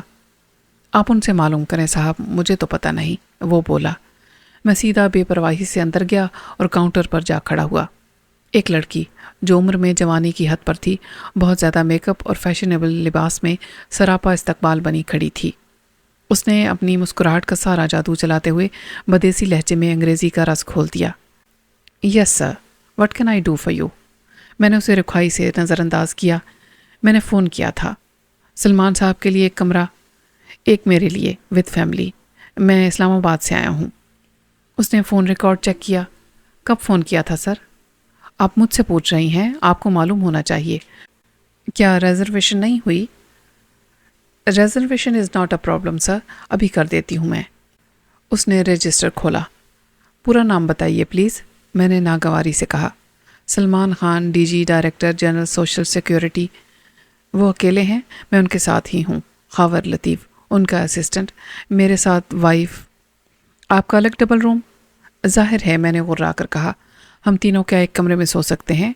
کچھ عقل سے کام لو۔ وہ میرا جارحانہ پن دیکھ کر اتنی نروس ہو گئی تھی کہ اس نے دیگر تفصیلات لکھنے کے بعد رجسٹر کا رخ میری طرف پھیر دیا۔ میں نے پورے نام کے بعد ایڈریس اور پھر شناختی کارڈ کا نمبر لکھا۔ ظاہر ہے یہ سب فرضی اور بوگس تھا۔ اس کے باوجود ایک چھوٹی غلطی جو میں نے ہوٹل میں داخل ہوتے وقت کی تھی بعد میں بڑی بن گئی۔ مجھے چوکیدار سے سلمان صاحب پوچھنے کی کیا ضرورت تھی؟ میں کوئی بھی نام لے سکتا تھا۔ چوکیدار کے سامنے تو بلا ارادہ ہونے والی غلطی کی اہمیت نہیں تھی اور میں نے سلمان خان کو سلمان فاروقی کہہ دیا تھا، مگر اندر جب میں نے سلمان خان کہا تو یہ ایک لاشعوری حرکت تھی۔ اس لڑکی نے اگر سلمان خان لکھ دیا تو اس سے یہ بحث مزید خرابی کا باعث بنتی کہ میں نے سلمان فاروقی کہا تھا۔ تم نے سلمان خان کیوں لکھا؟ پتہ اور شناختی کارڈ بدلنے سے فرق نہیں پڑ سکتا تھا۔ خرابی نام کی تھی جو ہو چکی تھی۔ Room number 13 mister Salman Khan D G social welfare Islamabad کے لیے ریزرو ہو چکا تھا۔ Room number 14 mister Khawar Latif اور مسز خاور لطیف کو ملا تھا۔ میں نے خود کو تسلی دی کہ اول تو یہاں تصدیق کرنے کون آئے گا، اور سلمان خان کے نام کے ساتھ ڈی جی سوشل ویلفیئر اسلام آباد کا حوالہ ہوگا تو دوسری طرف کس کا ذہن جائے گا۔ تاہم ایک خلش سی دل میں رہی کہ ساری احتیاط، سوچ بچار اور افلاطونیت کے باوجود ایک ٹھوکر لگ گئی۔ بیل بوائے نے میرا سامان میرے کمرے میں پہنچا دیا تو میں نے اسے ٹپ میں 100 کا نوٹ دیا۔ آپ کچھ لیں گے سر؟ وہ بولا۔ ابھی نہیں، پہلے میں بڑے باس اور چھوٹے باس کو ریسیو کر لوں۔ بڑا باس میری بیوی، چھوٹا ڈی جی صاحب، میں نے خوش دلی سے کہا اور باہر نکل گیا۔ ریسیپشن پر میں نے پھر سے وہی بات دہرائی۔ آدھے گھنٹے کے بعد میں پارک کے گیٹ پر تھا۔ نورین تقریباً 15 منٹ بعد نمودار ہوئی۔ مجھے دیر ہو گئی، ڈھنگ کا کوئی برقع مل نہیں رہا تھا۔ کب سے کھڑے ہو یہاں؟ جب سے تم گئی تھی، میں نے کہا۔ وہیں کھڑا ہوں، دیکھ لو۔ میں نے اس کے نئے برقعے کو تعریفی نظروں سے دیکھا۔ میں سخت ڈری ہوئی تھی اور اپسیٹ، یہ سوچ کر کہ تم نہ ملے تو کیا ہوگا۔ وہ بولی، اوفو، کس قدر بے اعتباری ہے۔ کسی قسم کا بھی اعتبار نہیں، مرد اتنے جھوٹے بھی نہیں ہوتے۔ وہ میرے ساتھ چلنے لگی۔ ہوتے ہیں، سلمان کو ہی دیکھ لو۔ کیا ساری دنیا میں مثال دینے کے لیے صرف سلمان خان بچا ہے؟ میں نے چڑھ کے کہا۔ مجھے لگتا ہے وہ پہلے ہی جھوٹ بولتا رہا ہوگا۔ اب بتاؤ کہاں چلیں؟ میں نے ہوٹل میں 2 کمرے لے لیے ہیں۔ 2 کمرے؟ اس کا چہرہ ایک سوالیہ نشان بن گیا۔ ہاں 2 کمرے، ایک تمہارے لیے، دوسرا میرے لیے۔ ایک مسٹر اور مسز خاور کے نام سے بک ہوا ہے اور دوسرا ایک فرضی نام سے۔ ایسے مت دیکھو مجھے، یہ ٹھیک ہے کہ تم مجھ پر پوری طرح اعتماد کرتی ہو اور ایک خطرناک خونی چھری بھی ہے تمہارے پاس، لیکن میں کسی قسم کا چانس یا رسک نہیں لینا چاہتا۔ مجھے خود پر اعتماد ہے، لیکن اس سے پہلے آزمائش کا کوئی ایسا موقع بھی تو نہیں آیا۔ یہ تو ذمہ داری کے ایک طویل سفر کا آغاز ہے میرے لیے۔ میرا مطلب ہے میرے لیے 2-4 کے دن کی آزمائش بھی بہت سخت اور طویل ہے، یا مجھے محسوس ہوتی ہے۔ میں نہیں چاہتا کہ کوئی بھی ایسی بات ہو کہ تمام عمر میں خود سے نظر نہ ملا سکوں۔ وہ مجھے یوں دیکھتی رہی جیسے میری بات سمجھنا اسے دشوار ہو رہا ہو۔ اگر تم ضروری سمجھتے ہو تو، میں نے کہا، رات تک ہم ساتھ نظر آئیں گے اور ساتھ ہوں گے، لیکن سونے کے لیے تم اپنے کمرے میں چلی جاؤ گی تو کسی کو معلوم نہیں ہوگا۔ اب کچھ دیر میں ہم ہوٹل پہنچ جائیں گے۔ یہاں میرا وہ بازار والا رویہ نہیں ہوگا۔ یہاں میں ڈائریکٹر جنرل سوشل ویلفیئر کے ساتھ آیا ہوں اسلام آباد سے، اور خود بھی اسسٹنٹ ڈائریکٹر ہوں۔ اسلام آباد کا نام سب کو مروب کرتا ہے۔ رہی صحیح کسر میں نے اپنی افسرانہ رعونت سے پوری کر دی ہے۔ اس چھوٹے سے شہر کے لوگ اسلام آباد کے ہر افسر کو اپنا حکمران سمجھ کے ڈر جاتے ہیں۔ کسی نے تصدیق مانگ لی، پھر ابھی تک ہمت نہیں پڑی تو اب کون پوچھے گا۔ یہ بڑے بڑے افسر عام طور پر اپنی سیکٹری کو ساتھ لے جاتے ہیں۔ چھوٹے افسروں کی سیکٹری نہیں ہوتی، مگر وہ پھر بھی بیوی کو ساتھ نہیں رکھتے۔ اب تم پوچھو گی کہ کیوں ساتھ نہیں رکھتے؟ میں نہیں پوچھوں گی، تم ویسے ہی بتا دو۔ کچھ تو پیسے بچاتے ہیں، سفری خرچ میں ڈبل کمرے کا کرایہ نکال لیں تو پھر کھانے کا خرچ، اور سب سے بڑھ کر ان کی شاپنگ۔ وہ جس نئے شہر میں جائیں انہیں کچھ نیا نظر آ جاتا ہے جو اچانک ضروری بھی بن جاتا ہے۔ وہ ہنسنے لگی۔ تم کو تو لگتا ہے خاصا تجربہ ہے۔ یہ مشاہدہ ہے، میں نہ اسلام آباد کا افسر نہ بیوی والا۔ اب تم فرق دیکھو، میں تمہیں ساتھ لایا ہوں تو اس سے کیا ظاہر ہوتا ہے؟ یہی کہ ہماری نئی شادی ہے، چنانچہ میں نے سرکاری دورے کو ہی ہنی مون کا نام دے دیا ہے۔ اگر ہوٹل میں قیام کے دوران میں نئے شادی شدہ شوہر کی طرح بیہیو کروں تو غلط مت سمجھنا اور برا مت ماننا۔ 2-4 दिन के बाद अगर सलमान खान मिलने आए तो उससे मेरी शिकायत भी मत करना। वो हंसने लगी। वो यहाँ आएगा और कहाँ जाएगा? वहीं आएगा जहाँ तुम मिलोगी। चलो अब शादी के फ़ौरन बाद का सीन शुरू। हम गेट पर पहुँच गए हैं, मैंने कहा। इस्तकबालिया पर मौजूद लड़की या खातून ने नौरीन को दिलचस्पी से देखा और मुस्कुराई। मैं उसके सामने रुक गया। डीजी साहब की फ़्लाइट मिस हो गई। नहीं, मैं उनकी बुकिंग कैंसिल करने का कह रहा हूँ। ये बता रहा हूँ कि अब वो शायद कल आएंगे। आना उन्हें मेरी मिसेज़ के साथ ही था। कल कौन सी फ़्लाइट है सर? वो बोली। सवाल से मैंने अंदाज़ा कर लिया कि आज फ़्लाइट थी। वो कराची से बाई रोड ही आएंगे। आज की किसी फ़्लाइट में जगह नहीं थी, ज़ाहिर है कल रवाना होंगे। अगर कल भी सोता ना रह गया तुम्हारा ये बॉस। क्या दफ्तर में भी सोता रहता है? लाउजी। नौरीन ने इतनी रवानी से कहा कि मैं हैरान रह गया। मैंने उसके शाने के गिर्द हाथ लपेटा और कहा, लेट्स गो। वो लाउजी बास वहीं सोता रहे, अच्छा है हमारे लिए भी। नौरीन ने कमरे में आकर बुर्का उतारा। कुछ देर हैरानी से उसकी आराइश को देखती रही। अब रात हो गई थी। मैंने तमाम लाइट्स ऑन कर दी और जूते उतार दिए। अचानक जेल से फरार के बाद पहली बार मुझे वक्ती तौर पर ही सही मगर एक एहसास तहफ़्फ़ुज़ का सुकून हासिल हुआ। आज की रात जब तक हम इस कमरे में के अंदर थे मैं तमाम ख़तरात से महफूज था। मैंने नौरीन को देखा, जिसका मैं कल तक तसव्वुर भी नहीं कर सकता था। वो मेरे सामने मुझसे 2 फीट के फासले पर अपने दोनों हाथ घुटनों के दरमियान दबाए अपने सामने देख रही थी। लेकिन हकीकत ये थी कि वो कुछ भी देख नहीं रही थी। गुज़िश्ता रात से अब तक मैं फ़रार की हालत में था। खौफ, नाकामी और मौत से मुसलसल फ़रार। मौत से भागकर कोई कहाँ जा सकता है? इसके बावजूद मुझसे पहले हर जगह तारीख़ के हर दौर में फ़रार ही इंसान की ज़िंदगी के लिए जद्दोजहद का हिस्सा रहा है। ऐसी ही जद्दोजहद नौरीन ने भी की थी। उसकी सज़ा मुख्तलिफ थी और वो कैद खाना भी कोई सरकारी जेल नहीं थी। वो अपने ही घर का एक हुजरा अरूसी था। एक ऐसी अजीब बात थी कि नौरीन ने ऐसा समझा। उस रात ब्याही जाने वाली हज़ारों लाखों दुल्हनों ने वो रात बड़ी जांफिसा, रूह परवर और सनसनी खेज़ मुसर्रत के साथ बसर की होगी। उन्हें हुजरा अरूसी कोई जिंदान नहीं लगा होगा। अपनी उम्री रफ्ता के तमाम ख्वाबों की ताबीर के ऐन मुताबिक महसूस हुआ होगा। सिर्फ नौरीन उस जिंदान से फ़रार हुई थी। उसने अपने पैरों में पड़ी हुई जंजीर एक छुरी से काट दी थी। हम दोनों बिल्कुल मुख्तलिफ हालात और मकामात से अपनी मजबूरियों की जंजीर काट के निकले थे। एक ही रात के अंधेरे में अनजाने तौर पर हम एक ही समत में बढ़ते चले गए। मैंने आहिस्ता से कहा, क्या सोच रही हो? वो बुरी तरह चौंकी। कुछ नहीं। मैंने कहा, देखो, वॉशरूम में जाकर फ्रेश हो जाओ। दिल चाहे तो नहा लो, कपड़े बदल लो। उसने सिर्फ इकरार में सर हिला दिया मगर अपनी जगह बैठी होंठ काटती रही। खौफ के शेर को भगाने के लिए मैंने खुद अंगड़ाई ली और मुस्कुरा कर उठ खड़ा हुआ। चलो पहले मैं नहा लेता हूँ, तुम ज़रा रूम सर्विस को चाय का ऑर्डर दो। मैं यूं गया और यूं आया। मैंने चुटकी बजाई, लेकिन 10 मिनट के बाद मैं वॉशरूम से निकल के आया तो वो उसी तरह बुत बनी बेड पर बैठी थी और कैफियत वही थी।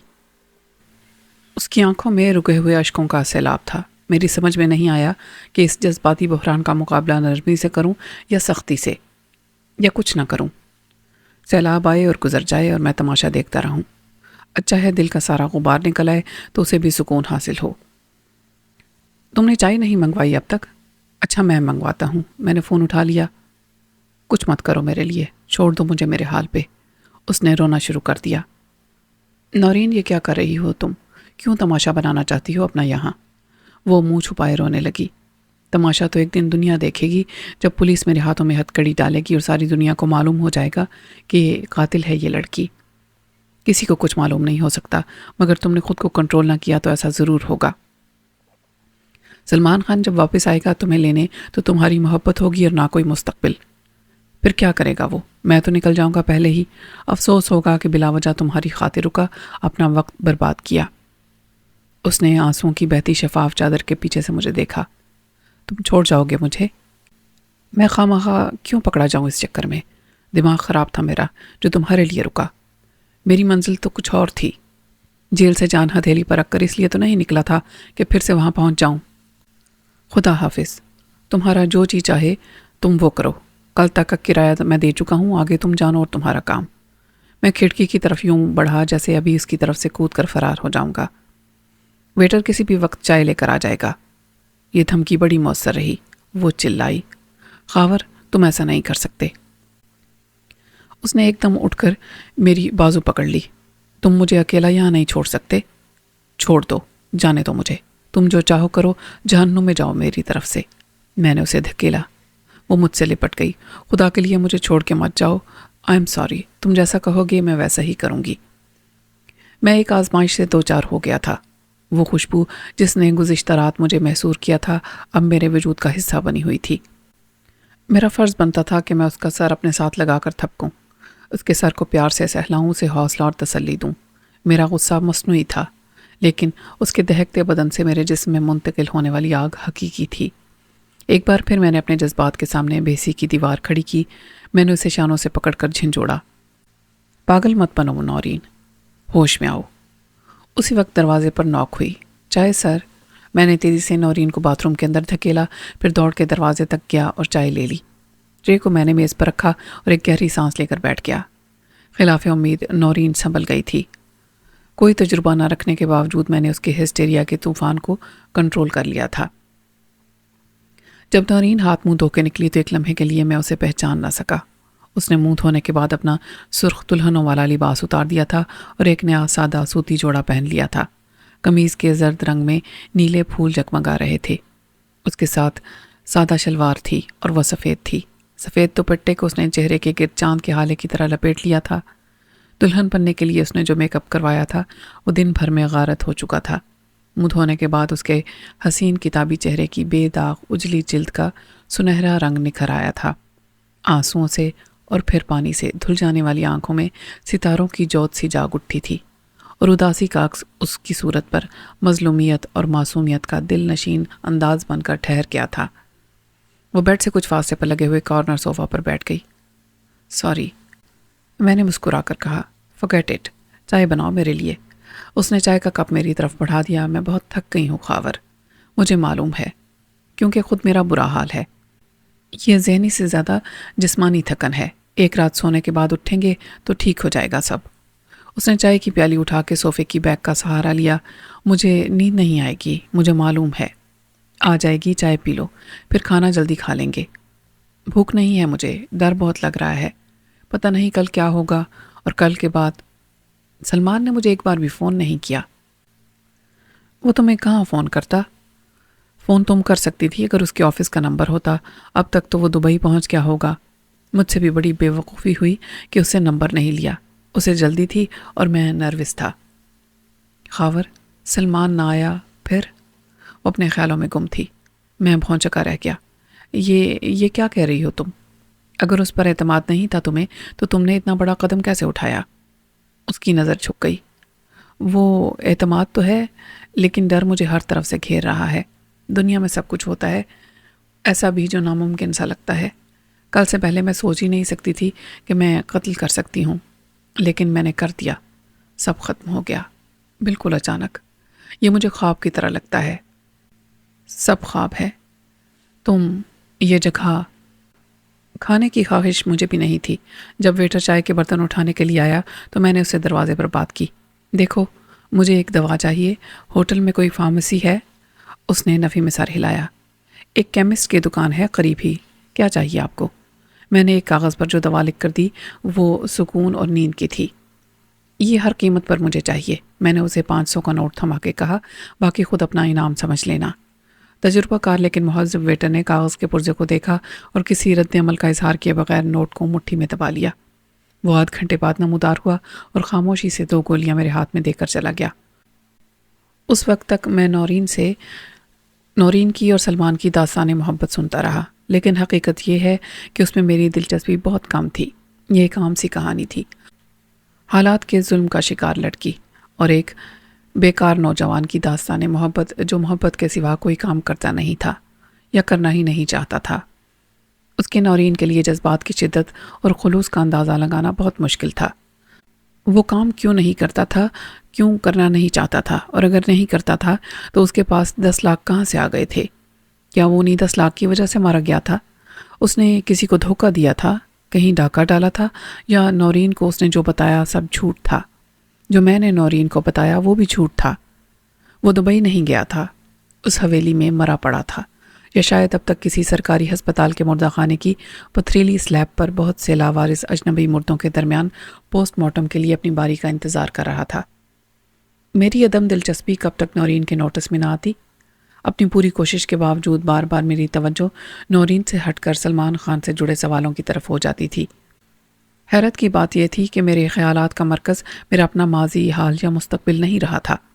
نورین سے نہ ملتا تو صورتحال بالکل مختلف ہوتی، میں نہ جانے کہاں ہوتا اور کیا کرتا۔ بہت جلد نورین نے مجھے پکڑ لیا۔ تم میری بات نہیں سن رہے ہو؟ میں چونکا۔ نہیں، سب سن رہا ہوں۔ جھوٹ، میں اپنی کہی جا رہی ہوں، تمہارا دماغ پتہ نہیں کہاں ہے۔ میں نے اپنے جھوٹ کی وکالت ترک کر دینا بہتر سمجھا۔ سچ تو یہ ہے کہ میرا دماغ کام ہی نہیں کر رہا، مجھے نیند کی اشد ضرورت ہے۔ سو کے اٹھوں گا تو ذہن پوری طرح مستعد ہوگا۔ ٹھیک ہے، پھر تم سو جاؤ۔ اور تم جاگتی رہو گی؟ میں نے کہا۔ جب نیند آئے گی تو سو جاؤں گی۔ میں نے کہا، کوئی انسان فولادی مشین نہیں ہوتا کہ کھائے پیے اور آرام کیے بغیر رہ سکے، مشین کو بھی ریسٹ دینا پڑتا ہے۔ یہ لو، یہ گولی کھاؤ۔ اس نے مزاحمت آمیز خوف کے ساتھ میری ہتھیلی پر دھری ہوئی گولی کو دیکھا۔ یہ کیا ہے؟ اگر میں کہوں کہ زہر ہے پھر؟ اس نے ایک بڑی عجیب اور غیر متوقع حرکت کی۔ اس نے گولی اٹھا کے منہ میں رکھی اور پانی کے گلاس سے ایک گھونٹ لے کر حلق سے اتار لی۔ اور کچھ؟ میں صرف یہ بتانا چاہتی ہوں کہ مجھے تم پر اعتماد ہے۔ تم سچ مچ زہر دو گے تب بھی کھا لوں گی۔ کیوں کھا لو گی؟ زندگی کو یوں داؤ پر لگا دینے والا جواری ہار بھی جاتا ہے۔ اتنی کم قیمت نہیں ہوتی زندگی خاتون۔ اعتماد بھی کرو تو سوچ سمجھ کے ہی کیا ہے۔ میں تو کہنا چاہتا تھا کہ کاش سلمان خان پر اعتماد کرتے ہوئے بھی تم نے دل کے بجائے دماغ سے کام لیا ہوتا، لیکن اس سے کچھ حاصل نہ ہوتا۔ وہ سوال کرتی کہ یہ نتیجہ میں نے کیسے اخذ کر لیا، اور جواب دینا اس وقت کسی بھی طرح حالات کی بہتری میں معاون نہ ہوتا۔ چنانچہ میں نے کہا، تھینک یو، چلو اب اٹھو، اگر یہاں سونا چاہتی ہو تو میں دوسرے کمرے میں چلا جاتا ہوں۔ وہ تذبذب کا شکار ہو گئی۔ وہ بھی اتنا ہی بڑا کمرہ ہے؟ ہاں، سب ایک جیسے ہیں۔ اکیلے میں مجھے ڈر لگے گا۔ وہ نیچے فرش کو دیکھتے ہوئے بولی۔ ڈر کی کون سی بات ہے؟ اندر سے لاک کرو اور سو جاؤ۔ رات کو کسی کے لیے بھی دروازہ کھولنے کی ضرورت نہیں، اور تمہیں ڈسٹرب کرنے آئے گا کون؟ جن بھوت ان 5 اسٹار ہوٹلوں میں قیام نہیں کرتے۔ میں جن بھوت کی بات بھی نہیں کر رہی۔ اگر میں صوفے پر سو جاؤں؟ صوفے پر سونا ہی ہوتا تو میں سو جاتا، لیکن دوسرے کمرے میں ایک بیڈ ہے، اور نورین، بات نہ بیڈ کی ہے اور نہ صوفے کی۔ ہم ایک بیڈ پر بھی سو سکتے ہیں، لیکن میں ایسا کروں گا نہیں۔ اگر تم لیٹ کر آنکھیں بند کرو اور جو کچھ کل رات سے اب تک ہوا ہے اسے بھولنے کی کوشش کرو تو نیند آ جائے گی۔ چاہے تو لائٹس بھی آف کر دینا، یہ نائٹ لیمپ چلتا رہے گا۔ اوکے، شب بخیر۔ اندر سے دروازہ لاک کر لو۔ میں دروازے کی طرف بڑھا، پلٹ کر اسے دیکھا۔ چلو اٹھو۔ وہ کسی ہپناٹائز کیے ہوئے شخص کی طرح اٹھ کر دروازے تک آئی۔ دروازہ لاک ہونے کی آواز سنائی دینے تک میں باہر کھڑا رہا۔ کوریڈور میں لائٹس روشن تھیں۔ آخری کمرے کا دروازہ کھول کے کسی نے دائیں بائیں دیکھا اور پھر کھانے کے برتن باہر رکھ دیے۔ صرف ایک لمحے کے لیے اس نے مجھے دیکھا اور پھر دروازے کے پیچھے غائب ہو گیا۔ وہ نائٹ گاؤن میں خاصا معزز نظر آتا تھا۔ اپنے کمرے کا لاک کھول کر میں اندر گیا اور اندر سے مقفل کر لیا۔ تمام کمرے ہر لحاظ سے ایک جیسے تھے، کھڑکیاں، دروازے، ان کے پردے، فرنیچر کی سیٹنگ، یہاں تک کہ بیڈ کور کا ڈیزائن بھی اسی ایک کمرے جیسا تھا جس میں اب نورین اکیلی تھی۔ 2 افراد اکٹھے ہوں تو ہوٹل والے اس کمرے کا کرایہ ڈبل بیڈ کے ریٹ پر چارج کر لیتے تھے۔ بس ہمارے لیے ممکن نہیں تھا کہ 2 سنگل بیڈ بک کرائیں۔ تمام لائٹس آف کر کے میں نے بیڈ سائڈ کے لائٹ لیمپ کو آن کیا اور سونے کی نیت سے لیٹ گیا۔ خواب آور گولی کھانے کے بعد ایک موہوم سی امید ضرور تھی کہ اس سے میرے ذہن اور اعصاب پر خیالات کا دباؤ کچھ کم ہو جائے گا تو میں سو سکوں گا، مگر ایسا فوراً نہیں ہو سکتا تھا۔ دوا کو بھی نظام خون میں شامل ہو کے اثر دکھانے میں کچھ وقت درکار ہوتا ہے۔ میں ٹانگ پر ٹانگ رکھے چھت کو دیکھ رہا تھا جہاں دیکھنے کے لیے کچھ بھی نہیں تھا۔ ایک انجانی خالش سے دو چار تھا جس کا تعلق نہ میرے ماضی قریب کے حالات سے تھا اور نہ نورین سے تھا۔ یہ بات کچھ اور تھی جو واضح نہیں ہو رہی تھی۔ جب یہ الجھن ذہن کے کسی الہامی خیال سے دور ہوئی تو میں ایک دم اٹھ کے بیٹھ گیا۔ اس کا تعلق ایک چہرے سے تھا۔ چند منٹ پہلے میں نے اس کی ایک جھلک بھی دیکھی تھی۔ اس نے اپنے کمرے سے باہر آ کے استعمال شدہ کھانے کے برتن کوریڈور میں رکھے تھے کہ ویٹر ناک کیے بغیر ہی باہر سے اٹھا کر لے جائے، اور فوراً ہی دروازے کے پیچھے غائب ہو گیا تھا۔ صرف 1 سیکنڈ کے لیے ہماری نظر ملی تھی۔ اب اگر مجھے فلم سٹار نرالا یاد آ رہا تھا تو بظاہر اس خیال کی نہ تو کوئی وجہ بنتی تھی اور نہ میرے حالات میں کوئی اس کا مقام تھا، لیکن ایسا نہیں تھا۔ میرے جیل خانے کے ساتھیوں میں ایک ایسا شخص تھا جسے دوسرے قیدی ازراہ تمسخر پروفیسر کہتے تھے، کیونکہ وہ بات بے بات لیکچر دینے لگتا تھا، غیر سنجیدہ بات بھی بہت سنجیدگی سے کرتا تھا اور بلا ضرورت بولتا تھا۔ وہ کسی کو بھی بن مانگے مشورہ دیے بغیر اور مشورے کی ضرورت، افادیت اور اہمیت سمجھائے بغیر رہ ہی نہیں سکتا تھا۔ وہ خپتی اور جھکی تھا اور اس کی صورت مزاحیہ اداکار مرحوم نرالا سے بہت ملتی تھی۔ اس نے شعوری یا غیر شعوری طور پر بات کرنے کا انداز بھی کامیڈین نرالا جیسا اپنا لیا تھا۔ اپنے آخری کمرے کے دروازے سے کھانے کے باہر برتن رکھنے والے کی صورت میں بھی کامیڈین نرالا کی جھلک تھی۔ قد و قامت بھی وہی تھا۔ کیا یہ اتفاق تھا؟ اس کے جسم پر جیل کی وردی نہیں تھی۔ اس وردی کو تو میں نے بھی اتار پھینکا تھا۔ پھر کیا وہ پروفیسر تھا؟ کیا وہ بھی موقع سے فائدہ اٹھا کے فرار ہونے والوں میں شامل ہو گیا تھا؟ اس کے لباس شاپخانی پر خاصا متاثر کرنے والا نائٹ گاؤن تھا، مگر خود میرے جسم پر بھی بہت شاندار ٹی شرٹ اور پتلون تھی۔ اگر میں حسن اتفاق اور اپنی عقل کی رہنمائی سے اس 5 اسٹار ہوٹل میں قیام پذیر ہوں جہاں معزز لوگ اور شرفاء ٹھہرتے ہیں، تو پروفیسر کیوں نہیں آ سکتا؟ میں کچھ دیر خلا میں دیکھتے ہوئے سوچتا رہا کہ یہ میرا وہم ہے یا حقیقت۔ اگر وہم ہے تو اس کی تصدیق کیسے ہو؟ مجھے تصدیق کے پھڈے میں پڑنا چاہیے بھی یا نہیں؟ وہ پروفیسر ہوگا تو یقیناً اسے بھی میری صورت دیکھ کے شبہ تو ہوا ہوگا کہ کیا اس نے فرید کو دیکھ لیا ہے، وہ فرید جسے قتل کے کیس میں سزائے موت سنا دی گئی تھی۔ خود پروفیسر اس الزام میں پہلے سے عمر قید کاٹ رہا تھا۔ فکر مند وہ بھی ہوگا، شاید وہ خود ہی تصدیق کے لیے آ جائے۔ پروفیسر کا ہم شکل کوئی اور ہوگا تو اب تک سو چکا ہوگا۔ کیا مجھے پتا کرنا چاہیے کہ یہاں وہ کس نام سے ٹھہرا ہوا ہے؟ میں نے بھی اپنا نام خاور لطیف لکھوایا ہے اور بظاہر میری بیوی میرے ساتھ ہے۔ کیا پروفیسر اکیلا ہے؟ اچانک دروازے پر دستک ہوئی۔ میں اچھل پڑا۔ ہو نہ ہو یہ پروفیسر آیا ہوگا۔ مجھے دیکھ کے نیند اس کی بھی حرام ہوئی ہوگی، لیکن اسے مجھ سے ملنے کے لیے کسی صورت آنا نہیں چاہیے تھا۔ اپنے ساتھ مجھے بھی مروائے گا۔ ابھی میں سوچ ہی رہا تھا کہ دروازہ کھولوں یا اندر سے ہی کہہ دوں کہ مجھ سے ملنے کی کوشش نہ کرے کہ دستک پھر سے ہوئی۔ میں خفگی میں دروازے تک گیا اور آہستگی سے سرگوشی میں اسے ڈانٹا۔ کیا مسئلہ ہے؟ کیا چاہیے تمہیں مجھ سے آخر؟ جواب میں نورین کی ڈری اور سہمی ہوئی آواز سنائی دی۔ خاور، مجھے ڈر لگ رہا ہے، پلیز دروازہ کھولو۔ مجھے خفت بھی ہوئی اور ہنسی بھی آئی۔ میں نے دروازہ کھولا تو وہ ایک دم سے اندر آ گئی جیسے اس کے پیچھے کوئی لگا ہوا ہو۔ اس کا رنگ فق ہو رہا تھا، آنکھوں میں وحشت تھی اور بال پریشان تھے۔ وہ دوپٹہ بھی اپنے کمرے میں ہی چھوڑ آئی تھی۔ بند دروازے سے ٹیک لگا کے وہ مجھے شرمندگی سے دیکھتی رہی۔ مجھے اکیلے میں ڈر لگ رہا تھا۔ میں نے مسکرا کر اس کا حوصلہ بڑھایا۔ کیا کمرے میں کوئی جن بھوت ہے؟ ڈر کس سے لگ رہا تھا؟ خیر چلو، میں تمہارے ساتھ چلتا ہوں اور جب تک تم سو نہیں جاؤ گی میں وہیں بیٹھا رہوں گا۔ اس نے ایک گہری سانس لی اور پلٹ کر اپنے کمرے میں واپس آ گئی۔ میں اس کے ساتھ رہا۔ اس نے بیڈ پر بیٹھ کر کہا، نیند نہیں آ رہی ہے مجھے۔ آ جائے گی، تم کوشش کرو۔ میں صوفے پر اس کے سامنے بیٹھ گیا۔ بہت کوشش کی میں نے، تم باتیں کرو نا مجھ سے۔ نیند تو تمہیں بھی نہیں آئی، تمہاری آنکھیں بتاتی ہے۔ کیا حرج ہے اگر ہم کھانا کھا لیں؟ مجھے بھوک لگ رہی ہے۔ اوکے، فون اٹھاؤ اور آرڈر دے دو، جو کھانا ہے منگوا لو۔ ابھی وہ اپنی جگہ سے ہلی بھی نہیں تھی کہ باہر سے کسی نے چیخ کے کچھ کہا۔ اس کے ساتھ ہی کسی دروازے پر لاتیں مارنے کا شور سنائی دیا۔ کسی نے گرج کر کہا، دروازہ توڑ دو۔ اس کے ساتھ ہی دھماکے سنائی دیے۔ گرجنے دھاڑنے کا یہ انداز میرا بہت جانا پہچانا تھا۔ ہر حکم کے ساتھ جو گالیاں از خود برآمد ہوئی تھیں وہ صرف پولیس والے ہی اس روانی اور فساد سے دے سکتے تھے۔ مکے لاتے مارنے کے بعد اب دروازے پر رائفلوں کے بٹ مارے جا رہے تھے۔ نورین کا چہرہ زرد پڑ گیا۔ خاور، یہ کیا ہو رہا ہے؟ خاور، اپنی تشویش پر مصنوعی اطمینان کا پردہ ڈال کے میں نے کہا، کچھ شور ہو رہا ہے۔ وہ اٹھ کے میرے قریب چلی آئی۔ دیکھو تو صحیح۔ اس نے میرا ہاتھ پکڑ کے اٹھانا چاہا۔ میں نے اسے کھینچ کے اپنے پاس بٹھا لیا۔ جب یہاں کچھ نہیں ہو رہا تو تمہیں پریشانی کیوں ہے؟ مجھے کیا ضرورت ہے دخل دینے کی؟ میری بات مکمل بھی نہیں ہوئی تھی کہ پہلا فائر ہوا۔ یہ 303 رائفل کا دھماکہ تھا جس سے ہمارے کمرے کی کھڑکی کے شیشے بھی بج اٹھے۔ پھر برآمدے میں بھاری جوتوں کے ساتھ بھاگنے والے قدموں کی صدا گونجی۔ اب یہ چھٹی حس کی بات نہیں رہی تھی۔ مجھے یقین تھا کہ آخری کمرے کے باہر جو چہرہ مجھے پل بھر کے لیے دکھائی دیا تھا پروفیسر کا تھا، اور یہ سارا ہنگامہ اس کو گرفتار کرنے کے لیے ہو رہا تھا۔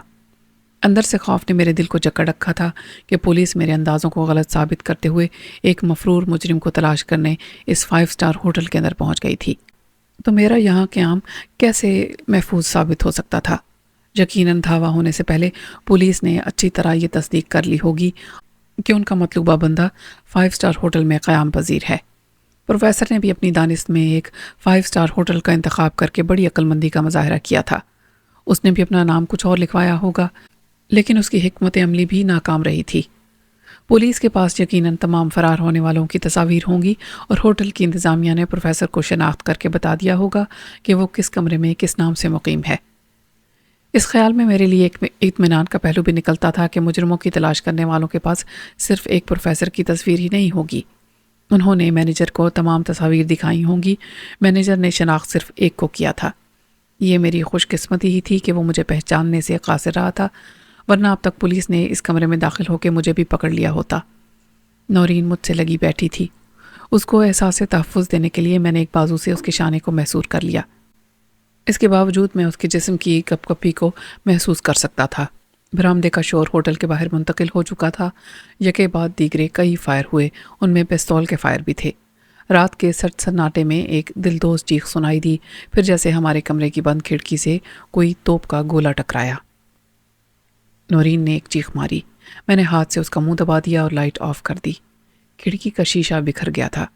اس کے اندر والی چٹکنی کھول کر کوئی اندر آ گیا تھا۔ کون ہے؟ میں نے چلا کر کہا۔ کسی نے بڑی پراذیت آواز میں کہا، فرید، فرید، میں پروفیسر ہوں۔ میں نے نورین کو الگ کیا اور پھر لائٹ جلائی۔ وہ مجھ سے چند قدم کے فاصلے پر پڑا تھا۔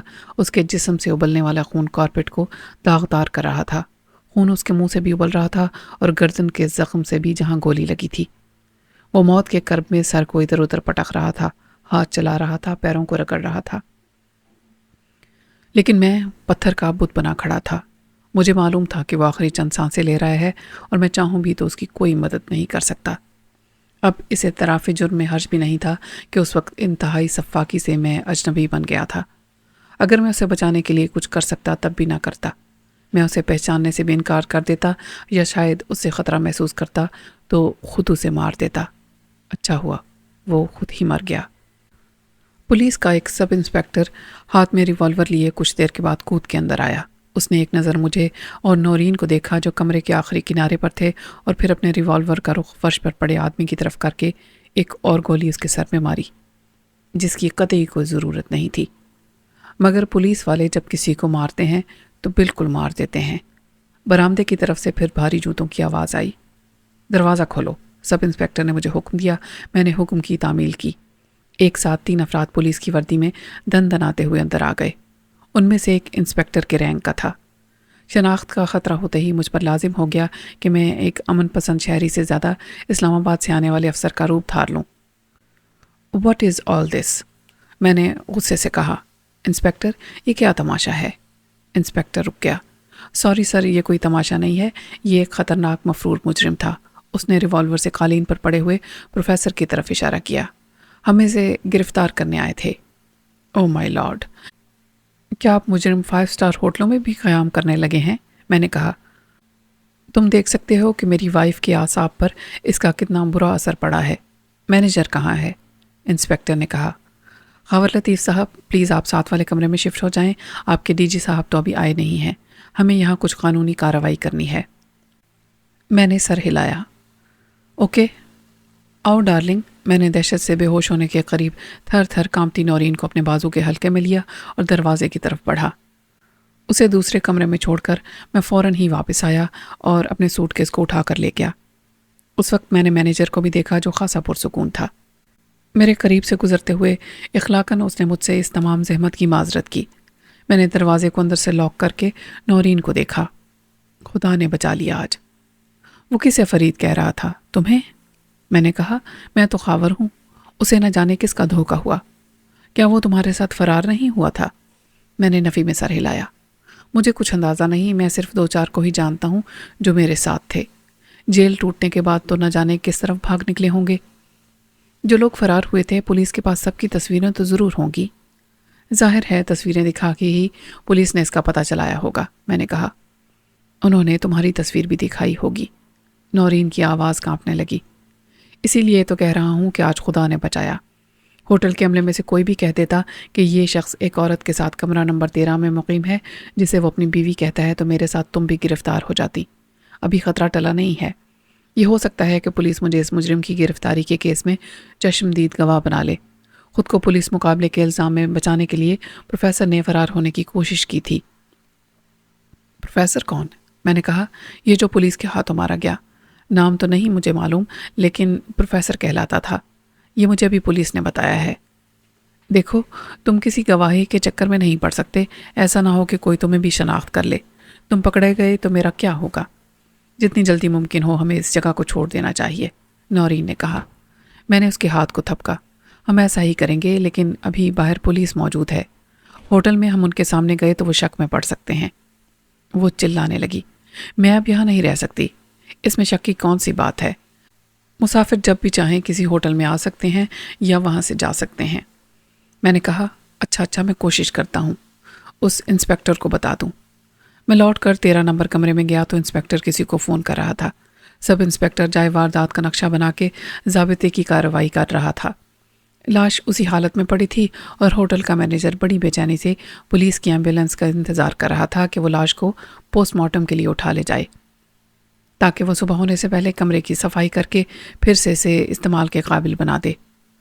ہوٹل میں ایک مفرور مجرم کی ہلاکت نے کافی سنسنی پھیلائی تھی۔ بیشتر لوگ جاگ رہے تھے، مگر انہوں نے کمرے سے نکلنا مناسب نہیں سمجھا تھا۔ ہو سکتا ہے باقی لوگوں سے مینیجر نے خود معذرت کر لی ہو اور انہیں مطمئن کر دیا ہو کہ تشویش یا پریشانی کی کوئی بات نہیں۔ مجھے دیکھ کر مینیجر میری طرف آیا۔ سر، میں ابھی کمرے کو صاف کرا دیتا ہوں، یہ قالین بھی بدل جائے گا۔ میں نے ناگواری سے کہا، رہنے دیں مینیجر صاحب، میری وائف کا نروس بریک ڈاؤن ہو گیا ہے، وہ 1 منٹ کے لیے بھی یہاں رکنے کو تیار نہیں۔ کوئی اور کمرہ خالی ہوتا تو میں آپ کو شفٹ کر دیتا، لیکن آج رات تو آپ 14 نمبر کمرے میں ٹھہر ہی سکتے ہیں۔ آپ کے ڈی جی صاحب تو صبح آئیں گے۔ آپ کیسی باتیں کر رہے ہیں؟ میری بیوی کے سامنے ایک مرڈر ہوا ہے۔ پولیس کے لیے وہ مجرم ہوگا، میری وائف کے لیے وہ ایک انسان تھا۔ اس نے اپنی زندگی میں کبھی خون نہیں دیکھا، میں نے برہمی سے کہا۔ کسی اور ہوٹل میں جانے سے پہلے مجھے اسے ہسپتال لے جانا پڑے گا، ہو سکتا ہے 1-2 دن وہاں رہنا بھی پڑے۔ اب انسپیکٹر نے مجھے متوجہ کیا۔ مسٹر خاور لطیف، آپ کی حیثیت ایک چشمدید گواہ کی ہے اور آپ کی وائف بھی یہاں موجود تھیں۔ میں نے کہا، کیا میری گواہی کافی نہیں ہے؟ آپ میری وائف کو تو معاف ہی رکھیں، سمجھ لیں وہ یہاں تھی ہی نہیں۔ مینیجر نے میری طرف دیکھا اور پھر آنکھوں ہی آنکھوں میں انسپیکٹر کو کوئی پیغام دیا۔ وہ ہو جائے گا سر، انسپیکٹر صاحب کے اختیار میں ہے، آپ بیٹھیے، میں نے چائے منگوائی ہے۔ معاملہ فہم مینیجر نے صرف 5000 میں نورین کو گواہی سے مستثنا کرا لیا۔ میرا نام، پتہ اور دیگر تمام تفصیلات ہوٹل کے ریکارڈ میں موجود تھیں۔ انسپیکٹر نے اس واقعے کی رپورٹ کو حقائق تک محدود رکھا، تاہم اس نے اپنے کارنامے میں اضافہ کرنے کے لیے اور اسے بہادری کا رنگ دینے کے لیے یہ اضافہ ضرور کیا کہ ملزم نے پولیس پر جوابی فائرنگ کی تھی اور ریوالور خالی ہونے تک مقابلہ جاری رکھا تھا۔ پروفیسر کے پاس سے بھی ایک ریوالور کی برآمدگی ظاہر کی گئی تھی۔ میں نے اس پر دستخط کیے۔ انسپیکٹر نے مجھے مطلع کیا کہ ویسے تو تفتیش کے لیے کچھ بھی نہیں، لیکن ضرورت پڑی تو مجھے اسلام آباد میں اپنے آفس ایڈریس پر مطلع کر کے طلب کر لیا جائے گا۔ جیل توڑ کے فرار ہونے کے واقعے کی تفتیش کے لیے ایک خصوصی کمیشن بنا دیا گیا تھا، جس کی سربراہی شاید ہائی کورٹ کے کسی جج کے سپرد کی جائے گی۔ جب میں واپس نورین کے پاس پہنچا تو وہ کمرے کے وسط میں کسی مجسمے کی طرح کھڑی تھی۔ میرے اندر آنے اور دروازہ بند کرنے پر بھی اسی طرح کھڑی اپنے مقابل کی دیوار کو گھورتی رہی۔ میں نے آہستہ سے اسے آواز دی، نورین، تو اس نے خالی خالی نظروں سے مجھے یوں دیکھا جیسے میں کوئی اجنبی ہوں اور وہ مجھے پہچاننے کی کوشش کر رہی ہے۔ تم نے بتا دیا کہ ہم یہاں سے جا رہے ہیں، اس نے لڑکھڑاتی آواز میں کہا۔ میں سمجھ گیا کہ اس پر ہسٹیریا کا غلبہ ہے اور اگر میں نے صورتحال کو احتیاط سے نہ سنبھالا تو وہ بے قابو ہو سکتی تھی۔ میں نے کہا، ہاں، لیکن وہ کہتے ہیں کہ اس وقت کوئی سواری نہیں ملے گی۔ نہ ملے سواری، ہم پیدل چلے جائیں گے۔ بڑا سوٹ کیس تم گھسیٹ سکتے ہو اور چھوٹا میں۔ اس نے ضدی لہجے میں کہا، ہم یہاں کیسے رہ سکتے ہیں؟ خاور، یہاں پر ایک کمرے میں لاش پڑی ہے۔ میں نے آہستہ سے اس کے شانے پر ہاتھ رکھا۔